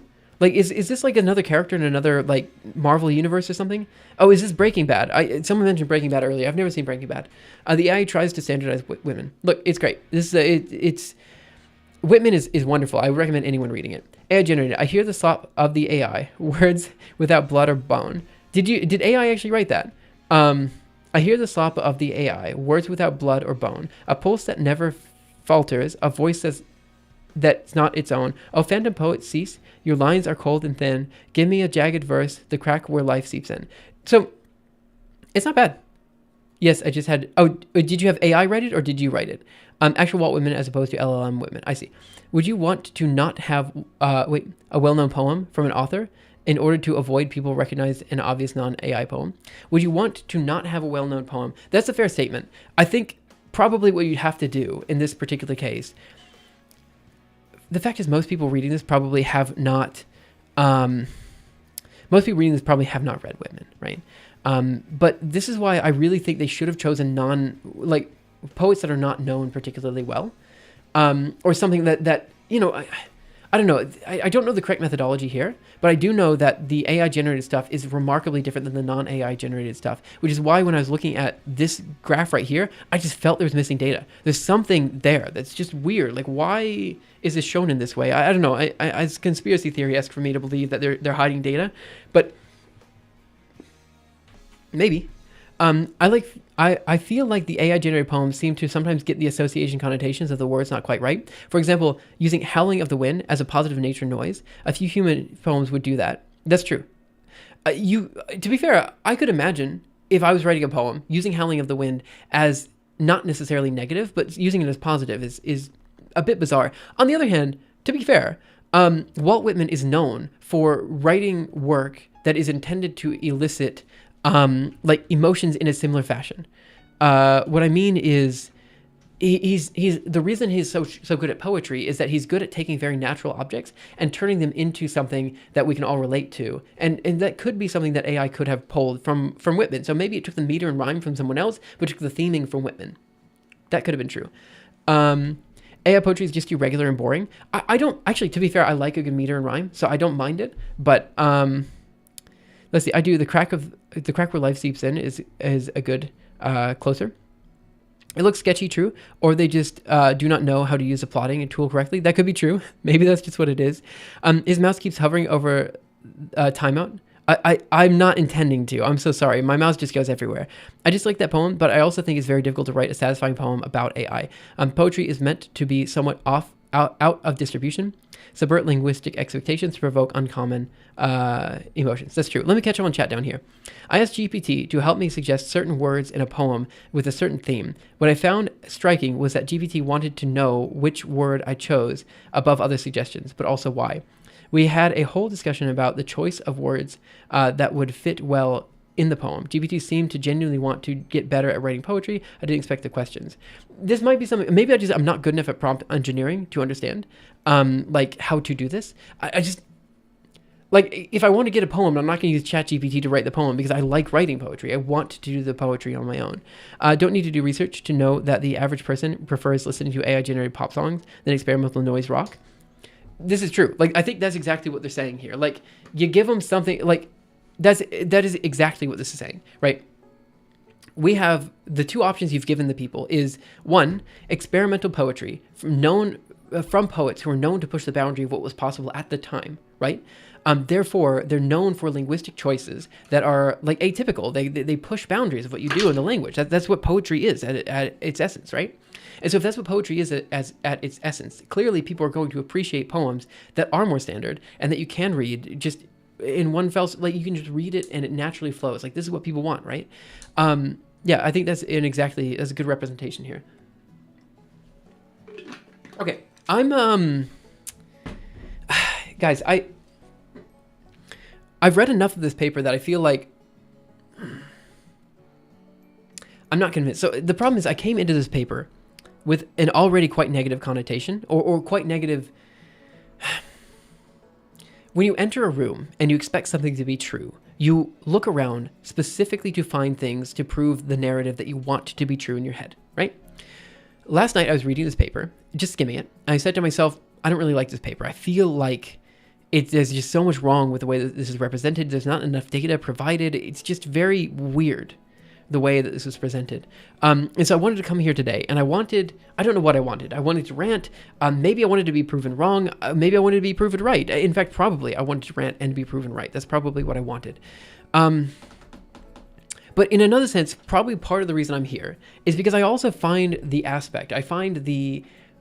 act of going through a paper and just figuring out why it works and why it doesn't. I find this to be enjoyable, and I'm hoping that maybe this process is also enjoyable for some people in chat. We can chat, laugh about it, joke about it. By the way, a few minutes ago, Oakleys, thank you so much for following. Really appreciate it. So I kind of want to do something. I don't normally do this, and I don't feel like I should do this all the time, but I kind of want to condense this discussion that we've had into like a short bit. And I'm thinking about putting out a YouTube short. I don't normally do YouTube shorts, but I feel like doing these types of peer reviews and then just kind of like condensing them out into like a short format and then like putting that out on YouTube, I don't know. I feel like it could do particularly well if you do it right. The other thing I wanted to say is I think I could also do a short for the AI copyright thing as well. Actually, I wonder if you could circuit bend a natural language model to generate poetry by changing one of its non-linearity layers to avoid the center. It wouldn't have a rhythm or meter, but it might be quite expressive. Yeah, maybe there is a way to do this. Guys, I'll be right back. Give me just a second.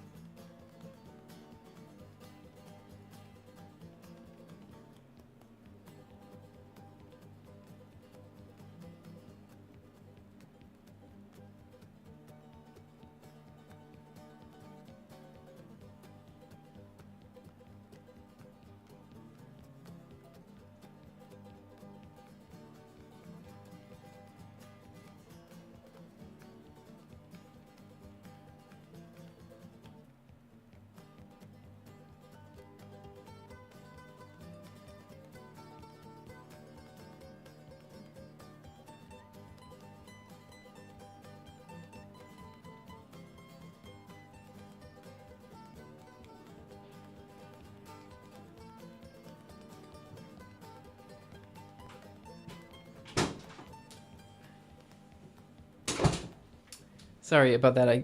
I'm still a little bit sick, so I have to go and blow my nose every now and again. Sorry about that. Actually, I wonder if you could. Okay, he's out. He's out of the paper. Yep. I think comparing that poetry of an author with the imitation of an AI said author is also not ideal. If I had to imitate the style of someone else, I would probably also struggle. Yeah, but the problem is that this paper is specifically saying that the poetry is indistinguishable, and it's not.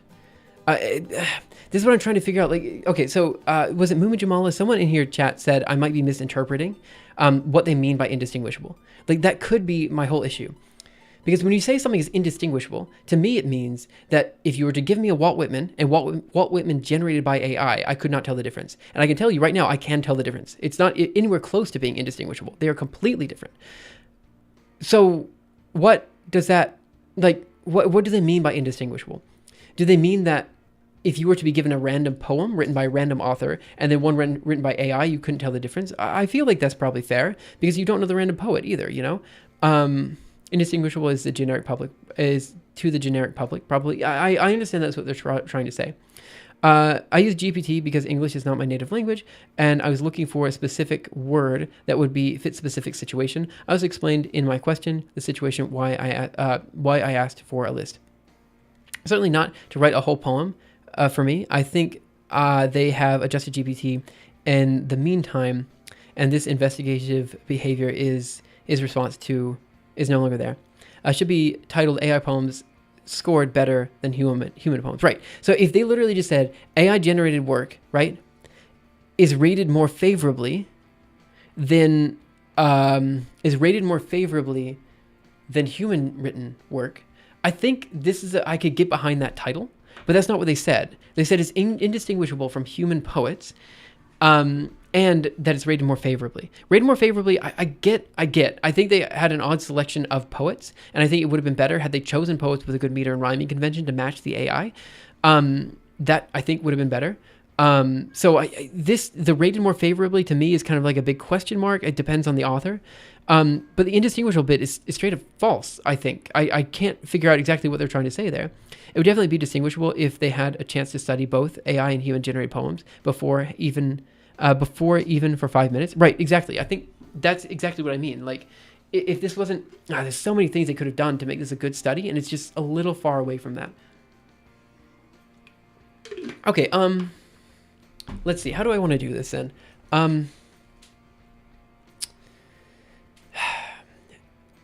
What I want to do, I think, let's do this. So factor loadings for each qualitative dimension.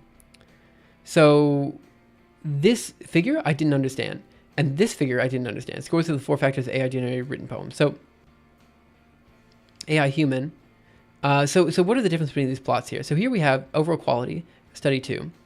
This one says factor loadings for each qualitative dimension. So what does this mean? Let's see. Correct, indistinguishable, and rated more favorably are mutually exclusive. Should the title be... Wait. Yes, this is what I agree with. I really do think if it just said AI poems scored better than human poems, I'm fine with that title. I'm fine with the title like that, but that's not the title they gave it.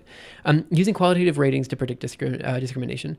As in study 1, we used a mix of effects of logistic regression fit to a binomial distribution to predict participant responses to the discrimination question, run by human or generated by AI. What even is this? What is figure 3? But maybe the point is that these people are not educated. If you find these poems in the wild, you're probably not educated in this aspect. That's true. Like that, it's just, I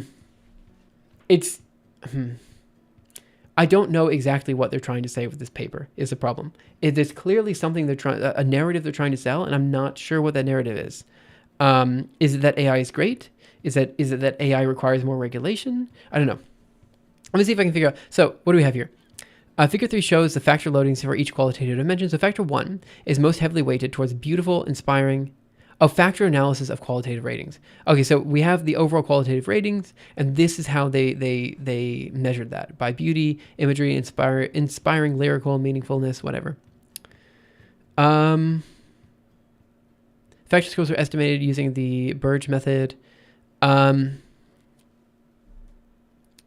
So for each of the 4 factors, we used a linear and mixed effects regression to predict factor values for each participant's rating of each poem using the same fixed and random effects for the 14 qualitative dimensions.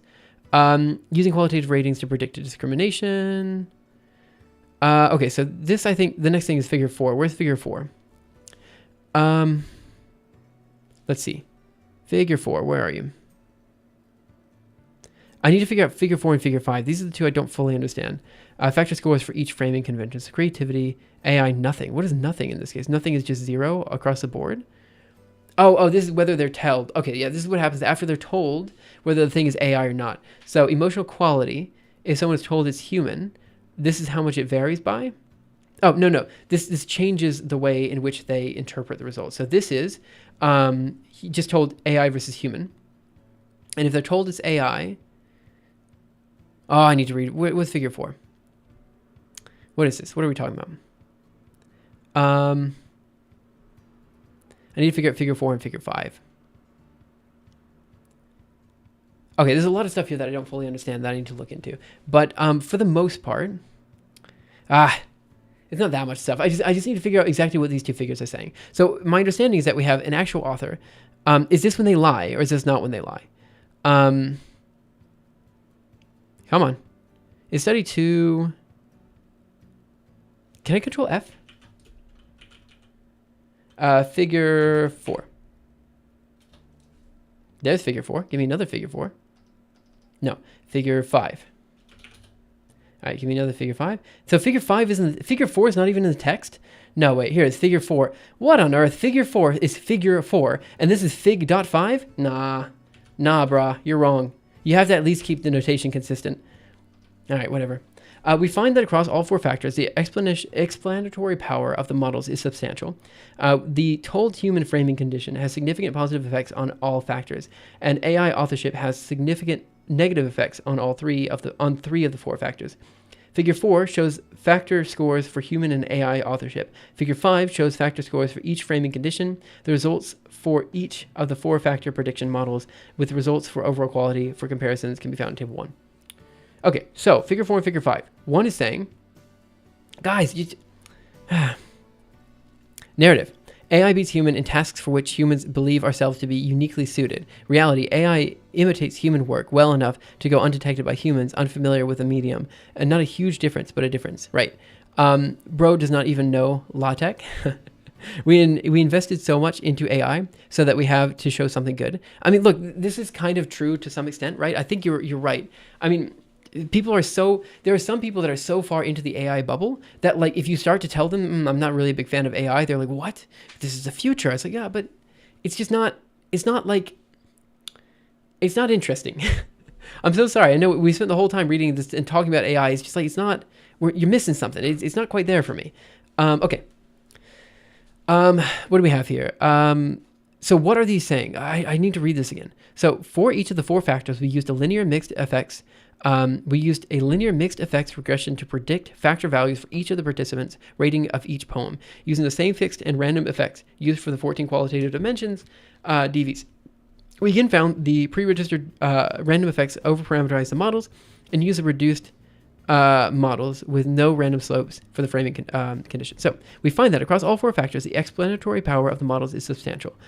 The told human framing condition has a significant positive effect on all factors. Okay, so if you're an actual author, condition. So what does this mean? So this means that, okay, I still don't understand these plots. The told human framing has significant positive effect on all factors, and human authorship has significant negative effect. And human authorship has significant negative effect on 3 of the 4 factors. Wait, what? I'm misreading this. The framing condition has a significant positive effect on all factors, and human authorship has a significant negative effect on 3 of the 4 factors. What? I must be reading this wrong. The told human framing condition has significant positive effects on all factors, and human authorship has significant negative effects. Okay, so they're saying that if it's written by a human, it goes down, and if it's told as human, it goes up. That's what they're trying to say. To be honest, I don't really understand these plots and how they're trying to show that. What they're trying to say is that if the actual author is human, it's rated less. That's what this is showing. And if they're told as human, it goes up. And if they're told as AI, it goes down. Sure. Okay. That's the best I can read from these plots. I don't know what the data is. It's not... In general, when you do plots for this type of stuff, like for example, this plot right here should have been supplementary material. Maybe I just don't understand scientific reports. I feel like this plot, all this plot is doing is it's saying how they weighted this plot. Right here. That's all this plot is showing. And then these plots are simply showing, look, if it's written by a human, it goes down. If it's written by an AI, it goes up. And this plot is simply saying, look, if you tell them nothing, it's like roughly at 0 the whole time. If you tell them it's written by AI, it goes down. If you tell them it's written by human, it goes up. That's it. That's all these plots are saying. It's just a very weird way to like explain this data. This is an unbearably bad plot. Yeah, am I the only one that's like struggling here? Like this is also an unbearably bad plot. In fact, I would argue all of these plots are just bad, right? This one here, like what is up? What are these 3 lines? What are these lines for? What are these dots for? Why are these here? What's going on here? Like why is there no line here? Where'd that line go? And then also down here, no line here as well. No, okay, I think I'm understanding this a little bit better. So no, I'm not understanding this better at all. No, I don't. I don't know. I don't know why there's no line here. Oh, sorry. No line here. I don't know why there's no line here. I don't know. I don't know why these bars are so big. I mean, I know that it's like a binomial distribution, so it should be, you know, like the scatter of the, I don't know. I don't get it. I think 3 dots are showing that the error bar is missing. Right. I think that's a fair assessment to make. I think that's what they're saying. So they're saying that there is no person that rated this particular AI poem, the overall quality of an AI poem, less than 4. That's what they're saying. They're saying that not a single person of their 1,000, or I guess not enough to significantly change the results, I guess is what they're saying. These plots are also just bitmap images inside the PDF. Yeah, okay. I think there are 3 dots showing. I think it's like a Hollywood VFX team's idea of a plot in an AI paper as compared to the other plots. When the stick falls short, it shows the dots. There were no data for 1, 2, and 3. Yeah, I figured that as much. It's a weird way to put the data down there is all I'm saying. I'm guessing the line is a median or something. Right, that's what I thought as well. I thought the line was a median. Yeah, it must be the median. Yeah, it must. You're right. That's exactly what that is. I just, for some reason in my mind, I thought I saw 2 lines in one of these 3-bar plots. It's just weird that it's discretized, I think is what I'm trying to say. Like, why is this discretized along 4, you know, and 3 and stuff? Like, what's up with that? I don't really understand. Yeah, I don't know why it has to be discretized. Except that they're medians, so that makes sense as to why it's discretized. Anyway, look. I think I'm done with this paper, guys. I don't think I want to look into it too much more. We've spent like an hour and a half on it. I think that's more than enough time that this paper deserves. I think the reason I pulled it out was because it signified a couple things. It's one, it taught me a lot, right? One, I learned people don't read poetry. They don't know who the poets are. And because they don't read poetry, it's very clear that if you give them an AI-generated work and a non-AI-generated work, it's going to be very difficult for them to determine which is which. And in particular, they're probably going to think the AI generated work is better, which makes sense because AI generated work is just kind of a combination of all the poems that have ever been written in humanity, right? And so like it's just going to be like a generally okay poem, right? And if you compare a generally okay poem to just a random poet from a random poem from a random poet within a 200-year span, I mean, very clearly you're going to have results that are like going to show that, oh yeah, based on my modern like ideas and my modern thoughts about poetry and what it means to be a poem, yeah, this random author did not seem to meet those guidelines. So like what I want to do next is I want to look at the supplementary material. Is this all they provided? It must be more than this, right? They couldn't. There must be more examples of different AI, let me take a look at all of this. I want to look at all of this here, and I want to see if we can find like, what I want to see is if they have a Sylvia Plath that's not AI generated, or if all the Sylvia Plaths are AI generated. You know what I mean? That's what I want to find. So let me see what we've got here. QSF, can it even open a QSF file? No, it can't. Okay. This gives me no information, dog. This is not what I wanted. I'd have to look at the plot itself, or like plot the data myself.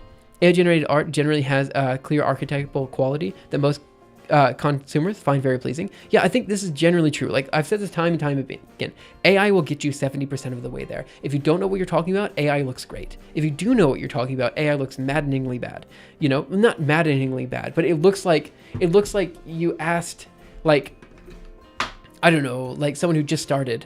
Okay, it looks like you asked a 5th grader to give a report on this thing. That's what it looks like, right?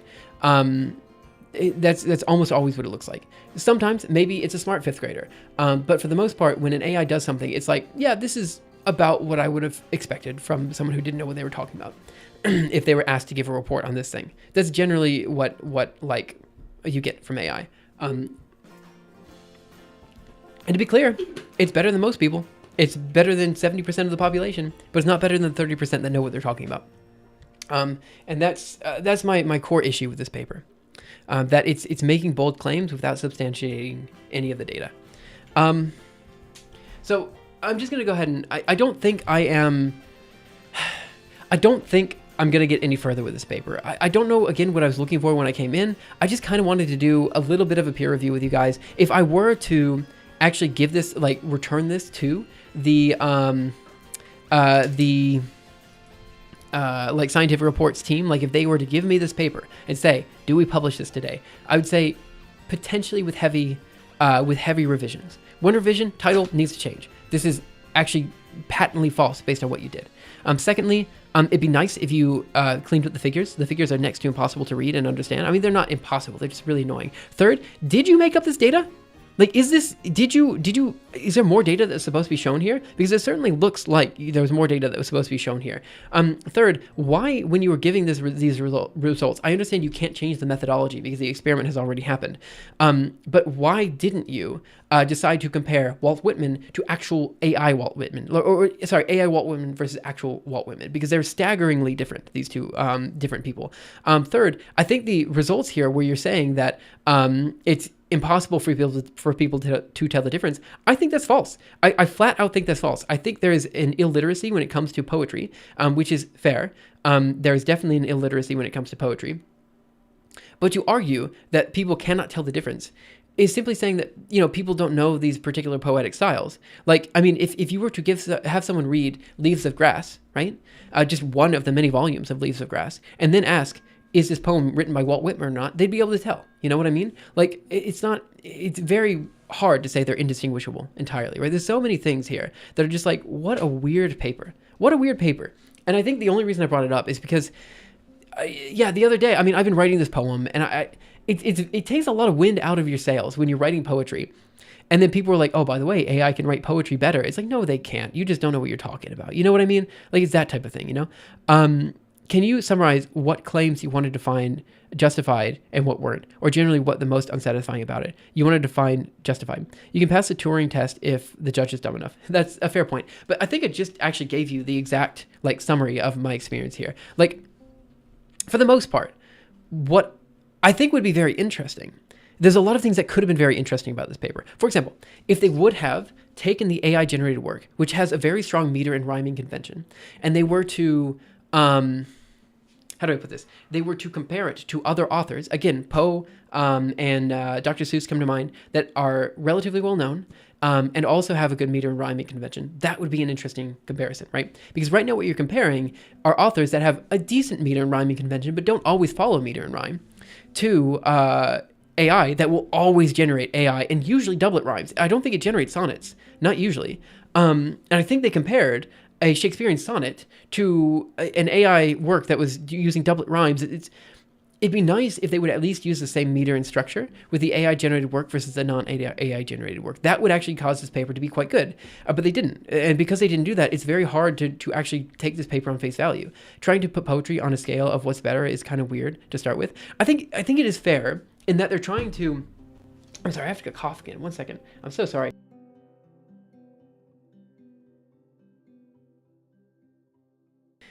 I think this paper is trying to sell a narrative, and that narrative is that AI is generally better than humans at certain tasks. And what it showed was that humans are generally bad at understanding niche areas of study, I think is what it showed, right? Which I think is a true statement, right? People use AI to summarize papers all the time because it's hard. It's hard you need a guide to get to that boundary of human knowledge. And when you think about poetry, you're actively thinking about pushing the boundary of what you can do in the English language, in whatever language you're in, right? That's what poetry is. And so you're essentially asking, what do you like better? This research that this one poet is doing, or this rhyming thing? And people are going to be like, yeah, I like the rhyming thing better. The rhyming thing's quite good, which is totally fair. I mean, that's within their rights to say that. But if these people had even a cursory glance at the poets that they were going to be comparing against, this would be completely different. And I understand that wasn't the point of the study. They were trying to show different things. It's just frustrating. This whole paper is frustrating. And I think this is indicative of a larger trend that I'm seeing within papers. And again, this is another reason why I wanted to talk about this paper, because there are so many papers out there that do this exact thing, where you're reading a paper, you think to yourself, okay, this is vaguely okay. I understand kind of what you're getting at with the paper. But it's so very clearly trying to sell like this AI narrative that I don't buy into, And so when you see papers like this, it's worth calling them out and to say, hey, I think the results here are wrong. And not only are the results here wrong, at the they're maybe not wrong, but misleading, right? You wouldn't get real AI art until you train AI by rewarding them for incepting ideas into each other. What does that mean? Tabloid paper. In a sense, that's what this is. And in a sense, I don't feel so bad that we ranted and rambled for like an hour and 30 minutes and then talked about the paper for 2 hours. I think that's a good split. Can I recommend a paper for you to tear apart? Yeah, actually, we have a channel on Discord. Let me go ahead and give you guys that channel. I feel like someone posted here. Yeah. So let me go ahead and give you a link to this channel. It's on Discord. I'm going to create the invite, copy it here, paste it here. It is the Paper Pile channel. If you have something you want me to talk about, feel free to post it there. Also, this is the first time I've done any sort of review live on stream. I've said this time and time again. I feel like I've had this dream of opening like an open research lab for a very long time, and just being able to like stream the research and to show off what we're doing, and stuff like that. This is not research. What I did here, I would not classify this as research. It is a part of the academic, like being a good academic, in that you're rigorously looking at papers, tearing them apart, trying to figure out why they are that way, understanding them at a fundamental level. That's all part of the academic process. But I feel like research is something different. It's like pushing the boundary of human knowledge, doing things people haven't done before. And that was not this. This was really just tearing apart a paper that I thought had poor methodology. What I would like to do, though, I would love to do more peer reviews. I would love to do more like actual research on stream. All this kind of stuff is stuff I'd really like to do. There was a comment on someone made before in stream, saying that if you want to do the open research thing, you should clearly delineate between like a normal stream and a research stream. And I realized something. I think I now understand what that comment was saying. They were saying that some people are just not going to be interested in the research stuff, and I get that to some extent. But in some sense, it's also not really the point. Like, I don't care if you're randomly interested in this or not. You know what I mean? Like, the whole point, the reason I'm here, and the reason I'm streaming, and the reason I'm doing all this is just because I feel like there's a whole bunch of people who could be really interested in research, but don't know they're interested in it, right? And so I've got to push those people. I've got to show them stuff and show them that the stuff is actually kind of cool and like, this is the type of stuff I want to do. Like, I want to just dive deeply into a particular topic and do more of this, and do more like boundary pushing stuff, like more like of my small little research projects here and there. This is all stuff I want to do. And so I guess my long story short, I'm very interested in what your guys' opinion on this is. You can tell me here in chat, or you can put a note on the Discord channel, or you can put a note in the YouTube comments. Just let me know what you guys think about these streams and like how we can continue doing research in an open way in the future. I see, the truth is for the past week, I've gotten very little research done because I've been doing mostly like these streams, and these streams take time. But the hope is that as we start doing more, like we can start to do more like actual like cool, interesting things. And this is the first time I did something that I thought was kind of cool and interesting on stream that I wouldn't normally show. So with all that said, just let me know what you guys think. The study was emphasizing non-experts assessment of poetry. Here we extend, yes, I agree that they are doing non-experts. Maybe the title would be more fair or less inflammatory if they emphasized that it was getting at non-experts are unable to distinguish human written poetry. I don't mind, so I understand what they're trying to get at here. It's just that I feel even for non-experts, this is not indistinguishable, right? That's the thing. I just... I understand a non-expert is someone who has not read a Walt Whitman poem before, but the reason I feel like it's even for non-experts is not indistinguishable is because they're comparing two completely different like meters and rhyming conventions, right? Like if they were just say, write a poem in tetrameter or write a poem in iambic pentameter with doublet rhymes and compare this to a Shakespearean like thing, that would be okay. But even then you can't do the comparison because Shakespearean writing is quite different. So you'd want to do it with someone who's currently writing in iambic pentameter with doublet rhymes, right? And what's even more alarming is that the AI generated work here was not even generating free verse poems particularly well. Basically, these guys just took a whole bunch of famous poets and were like, let's just see what AI does. And they didn't even take into account that the AI generated work is just not, it's not even close. Like it's not even close to what like an actual poem is written by this person, you know? And so it's clearly distinguishable. Like these are clearly different people. Okay, maybe I'm just very clearly biased. I mean, human art is for transferring pieces of our optimized world models into other people. We distill our understanding of the world into concise acts of expression. Art is just the latent space in an enormous autoencoder. AI art is so far imitating human creations, which is similar but not the same. I like to see something like AlphaStar's population of models generating small pieces of content that are rewarded for provoking larger decompressed insights in one another. What is AlphaStar? AlphaStar software is an artificial intelligence software developed by DeepMind for playing video game StarCraft 2. Oh, okay, fair enough. I have heard of this one. I agree that it would have been nice to select some poems that were human written that conventionally rhymed, right? As a newbie to this channel, do what you want to do. I think this is the only way for you to be genuine. Obviously, some people are turned down, but you can't please everybody, unfortunately. Yeah, I understand the advice. Yeah, I totally understand that advice. The truth is, though, I'm taking a massive hit doing these streams. I've already lost, like, I think a couple hundred subscribers, probably 300 subscribers, I would imagine, at this point from my YouTube channel, which is not a huge number, considering that I have, like, 95,000 subscribers on the channel. But it's quite different. So when I was making these statements, I was hopefully talking to, I mean, how many people are even live on YouTube? I imagine I don't have too many. Yeah, I don't know how many people I have on YouTube right now. It is 10 viewers. I have 10 viewers on YouTube right now. I was talking to the people on YouTube as well and hoping that one that happened to have been watching the stream could tell me about it.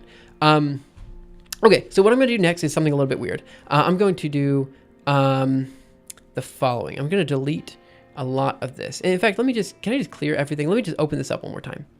Discard and open it up one more time here. Okay, so we're just going to reiterate all the stuff that I was talking about before.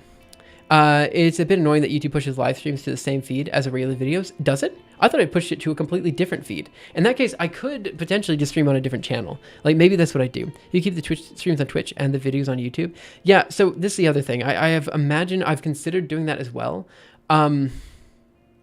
Yeah, but the problem is like some of the best stuff I put out is on stream. I really do genuinely feel the stream is quite good. And maybe I'm just very biased, but I really do feel the stream has legs. And it's a shame to hide that, right? So YouTube recently changed so that the YouTube live tab is different than the YouTube like regular uploads. And so that was the reason I was confident that I could stream on YouTube as well, because I was hoping that these streams maybe were pushed to a similar audience, but not the exact same. So when I put out a video, it doesn't like hide that video, you know? Did you lose them because of the streams or because you started streaming recently after a long time? It is because I streamed recently after a long time.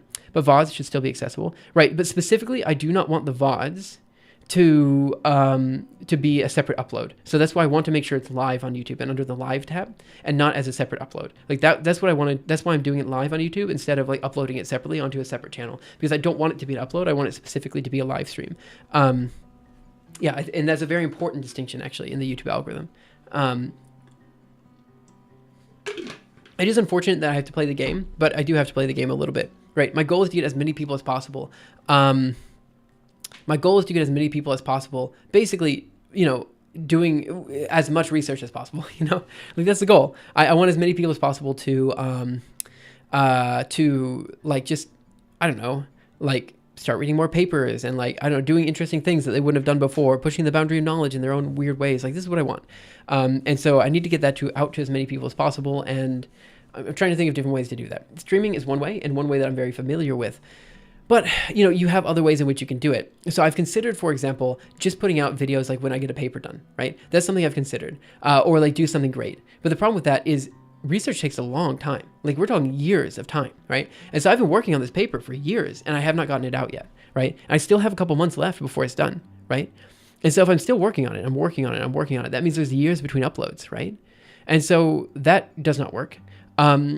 Live streams can work, especially if you're particularly good, like Ludwig does a good job, Connor VA does a good job. These guys do a great job, you know? And so if you find a way to make it entertaining as well, sure, it slows down the research process, so it takes a little bit longer because you're doing a live stream, but because you're carrying people along with you and showing the whole process, it becomes more enjoyable at the end. So this is kind of the idea that I have in my head right now. But let's just see how this upcoming week goes. So for the next few weeks, I intend to do this more. By the way, Quick Right, thank you so much for following. I really appreciate it. Anyway, I'm intending to just kind of do live streams for the next few weeks and just see what happens. If the live streams start to gain traction, like literally any traction at all on YouTube or other platforms, and I can make that work, then it makes more sense for me to do the research live because I've always wanted to do an open lab. But we'll see how that goes. Anyway, that's a big ramble about stuff that doesn't matter. Let's go ahead and wrap ourselves up and talk about this paper. So, there was a paper that came out in Scientific Reports entitled AI-Generated Poetry is Indistinguishable from Human Written Poetry and is Rated More Favorably. We talked about this on stream for a significant amount of time, and I feel like the following is true. And I feel like there are a couple statements here that are a little misleading. One is the indistinguishable word. This is almost certainly false based on the data that they presented, and rated more favorably is, though not necessarily an outright lie, a little bit misleading. And here's why. So in order for poems to be indistinguishable, one second, where's my Q browser?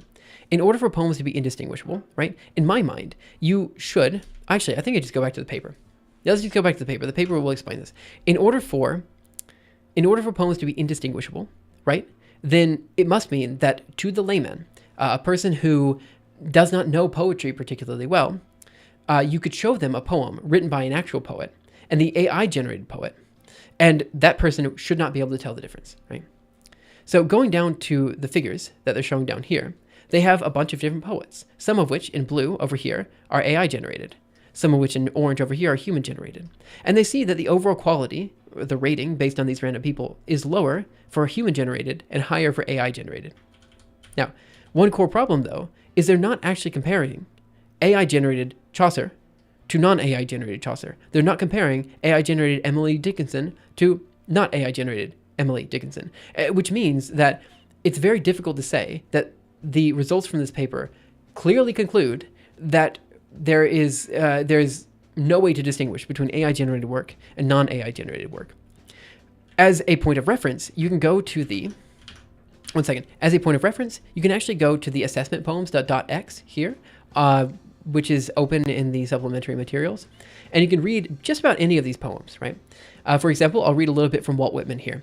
I hear the call of nature, the rustling of the trees, the whisper of the river, the buzzing of the bees, the chirping of the songbirds and the howling of the wind, all woven into a symphony that never seems to end. Now that sounds particularly good. It's written by AI, but it sounds particularly good. If you didn't know Walt Whitman, you would automatically assume, hey, this is a pretty good poem. I would believe that's written by Walt Whitman. So let me read you something by Walt Whitman. which is usually remarkably different, and he's known for having a remarkably different style for his time. This is Leaves of Grass. I celebrate myself. I celebrate myself. And what I assume, you shall assume. For every atom belonging to me, as good belongs to you. I loaf and invite my soul. I lean and loaf at my ease, observing a sphere of summer grass. Right? And so very clearly, these are completely different poems, right? And written by very completely different people. And you'll find that as you're reading all of the poems in here, they all feel like they're written like completely different people. This poem, I can tell you with clear certainty, is not written by Sylvia Plath. This one is not written by Walt Whitman. This one is not written by Lord Byron. I've read these people's works, and I can tell you they are not even close to being the same. They tend to really focus on heavy rhyming conventions and meter, which makes sense because AI, as a creature, as a thing, is basically reading poetry from thousands of years of people writing poetry, right? And it's expecting a certain thing from poets, right? And so what's going to happen is as AI is trying to come up with a poem, it's going to create something that, rhymes, something that has good meter, and then it's going to say, okay, here's your poem written by Sylvia Plath. But the fact is, this does not read like a Sylvia Plath poem. It's completely different because Sylvia Plath does not use the same meter and rhyming conventions, right? And so one core issue I've had with this paper is that they are comparing completely different types of poems. One, they're comparing a poem that has a good meter and rhyming convention, i.e. what has been output from AI, and another thing that has a completely different meter and a completely different rhyming convention, right? Also from a completely different era. Chaucer is from the 1600s. Shakespeare is from the 1800s, right? It's very hard to compare these ancient English poets to anything from the modern day, right? And so to make the claim that AI is indistinguishable from human written poetry, I think is quite bold, and it's very difficult to take the results from this paper at face value. And in terms of, the AI generated work being rated more favorably, you saw that in this figure that I just showed down here. The people who, again, did not know poetry, they were just general laymen, said that, oh, look, over here, the AI generated work is generally better than the non-AI generated work. But when you think about it, that makes sense, right? Because poetry is the act of kind of pushing the boundary of what we can do in literature, right? And if you're pushing the boundary of what we can do in literature, it makes sense that probably some generic slop that AI could generate that has, again, a good meter and rhyming convention will sound better than something that's really pushing the boundary of what we can do, right? That's just how it will naturally be.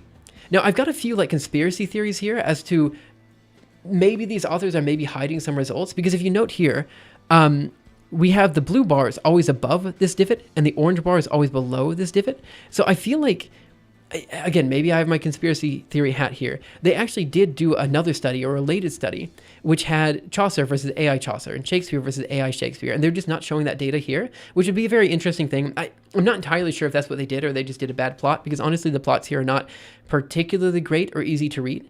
But my general thoughts are that this paper is interesting in that it takes people who don't know anything about poetry and asks them, is this work good or bad? And is the work that you just showed AI generated or not AI generated? That's good. That's good to show. It's an interesting question. But it makes very bold claims about AI generated poetry being indistinguishable, which it very clearly isn't, and rated more favorably, which is kind of fair considering they really picked weird poets to contrast from. In my opinion, this paper would have been a lot better had they compared the AI-generated work, again, with a very strong meter and rhyme, to other poets that are also known for having a strong meter and rhyme. That would be like Dr. Seuss or Edgar Allan Poe, like people that everyone knows and acknowledge as good poets, but are also very good at telling their stories with traditional metered poetry results, or with traditionally metered poetry. There's a lot more I could say about this paper, and obviously we did throughout this live stream. I just wanted to kind of summarize it all just then. Did I miss anything? I might have missed something. The model isn't even trying to capture the broken meter for more experimental poets. It's a serious failure. There's probably a model size threshold where it captures, but this model hasn't reached it yet. Yeah, so my running theory is that if you ask ChatGPT to generate a poem in a particular poet's, kind of, to write a poem as if it were a particular poet, it doesn't do a good job because poetry, there's just much less poetry out there than there is prose. And poetry is so remarkably different than prose that it tries to pull from kind of a general library of what it thinks poetry should sound like. And then just add on some Walt Whitman themes, or add on some Sylvia Plath themes. You know what I mean?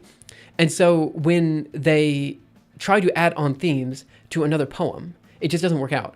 because the poem is like basically it wrote a poem and just kind of said, oh, Walt Whitman talks about leaves, let's put leaves in here, you know what I mean? Rather than actually considering the meter and rhyming conventions of the poet and interpreting why it is writing in that way, which is not something that AI can do. And for the record, the authors do acknowledge the fact that AI is limited and that part of the joy of poetry is in interpreting the poem in a unique and interesting way. That is part of this paper. It mentions that. But I feel its conclusions are a little bit tainted by the fact that they didn't seem to ask the right questions here. Did they ask the layman about what the meaning and message of the poem was? They did. And I think in the meaning and message, let's see. The meaningfulness was one of the weighted metrics for how they judged the overall quality. And what they mentioned in the paper is that when it comes to meaning, they generally find that the meaning is like kind of a little bit, not very clear from the AI generated work, but I don't know. Our model accurately captured the leafiness of Walt Whitman, but that's generally what it feels like. Like that's how it feels like reading this poem, right? Anyway, I think this is a good overall contextualization of the paper. I'm more than happy to have discussions, whether like here in Twitch chat or in the comment section or the YouTube chat, whatever. And of course, if you guys have any comments, questions, concerns, ideas, anything like that, feel free to let me know. But for now, I think I'm going to go ahead and close shop. I've been streaming for about 3 hours and 50 minutes. We talked about a whole bunch of different stuff. We talked about AI. We talked about AI and copyright. We talked about just a bunch of different things. And I know a lot of it was just ranting about stuff that doesn't really matter. But I feel like having these discussions are perfectly worthwhile and good to have because, I don't know, like it's you don't have these conversations too much, or maybe you do. And I'm not in the right areas to have these conversations. But again, I'm quite interested in your feedback and what you guys have to say. With that, I already posted Discord once, so I think you guys have the link. But maybe breaking convention is something LLMs are generally bad at, and there's not that much training data for a given individual poet. I think that's a true statement, right? There's just not... I don't think it's going to be able to generate poetry. Like, I think heavily metered and rhyming poetry, it will probably be able to generate okay. But I think when we start talking about, like, actually mimicking poets, I don't think that's possible. Not to the extent that it can mimic other forms of art, I would say. I don't know, maybe I'm wrong. Maybe I'm completely wrong. And of course, I'm very biased here in that, like, hey, I like poetry and I rate poetry. I say the point of LLMs are not to break conventions. Right. To be fair, I'm not saying that LLMs are... What am I trying to say here? I think what I'm trying to say is that I see AI as a tool that will eventually become useful, right? It will eventually become useful. We're not there yet for most things, but it will eventually become useful. And so if this paper were to be written in like 20, 30 years, or not 20, maybe 10 years, they might have data that would actually support this title. But right now it's more like their methodology is fundamentally flawed to the point that I can't trust results. And not that I actually, like, I don't know. If, for example, they would have compared the AI generated work to Poe, I would have been happy, right? Or if they would have compared the AI generated work to, or if the AI generated work was more in the form of like Walt Whitman, I would have been happy. But that's just not what we have. It's literally comparing like two complete. I think if they would have maintained the meter and rhyme conventions, then I would have accepted the results from this paper a bit more. I think that's what I need. I needed a comparison between two authors with the same meter and the same rhyming convention, and then I want people to compare the two and tell me which one is better. That's what I want, and they didn't have that here. I don't know if this is just because the authors didn't know anything about poetry, or if it's because they had some other motive that I can't begin to understand. But that's what it is. It would do much better if the prompt included example poems. Maybe that's just a part of prompting that they just didn't do. Yes, there are still some fundamental architectural breakthroughs needed. This paradigm probably won't crack this task. Okay, so I think I'm going to close it for now. So thank you guys so much for coming in. Have a wonderful day, night, afternoon, morning, evening, whatever time it happens to be your time. And I will see you guys around next time for the next episode of Leos Labs. It won't be tomorrow. I've got some family visiting tomorrow, and then they're going to go on a cruise, so I can stream again on Friday. What I wanted to do was have a discussion about climate change. I know this sounds a little bit weird and out of left field, but to be fair, I did climate science for a very long time, and I don't know anything about it. To be clear, I did like GPU stuff, so I really don't know so much about it. But I just want to actually actively tackle the problem and like, I don't know, just talk about it because, to be honest, I got a little bit frustrated that there's apparently going to be a head of the DOE that doesn't believe in climate change or something like this. And I was like, oh gosh, this sucks. So I just want to like kind of arm people with like a little bit of information, not necessarily to combat misinformation because you can't combat misinformation with facts. That just doesn't work. But to, I don't know, I don't know what I'm trying to do. I just want to talk about it, you know? And just see what we think about it. I want to understand why people hate climate change so much. I don't understand that. Why are we, like, why do people deny it's happening? Like, what advantage do you get from this? I don't know. Just stuff I want to learn. So hopefully we'll do that together on Friday. We'll see how that goes. For now, thank you guys so much for coming in. I'll see you next time. Bye, guys.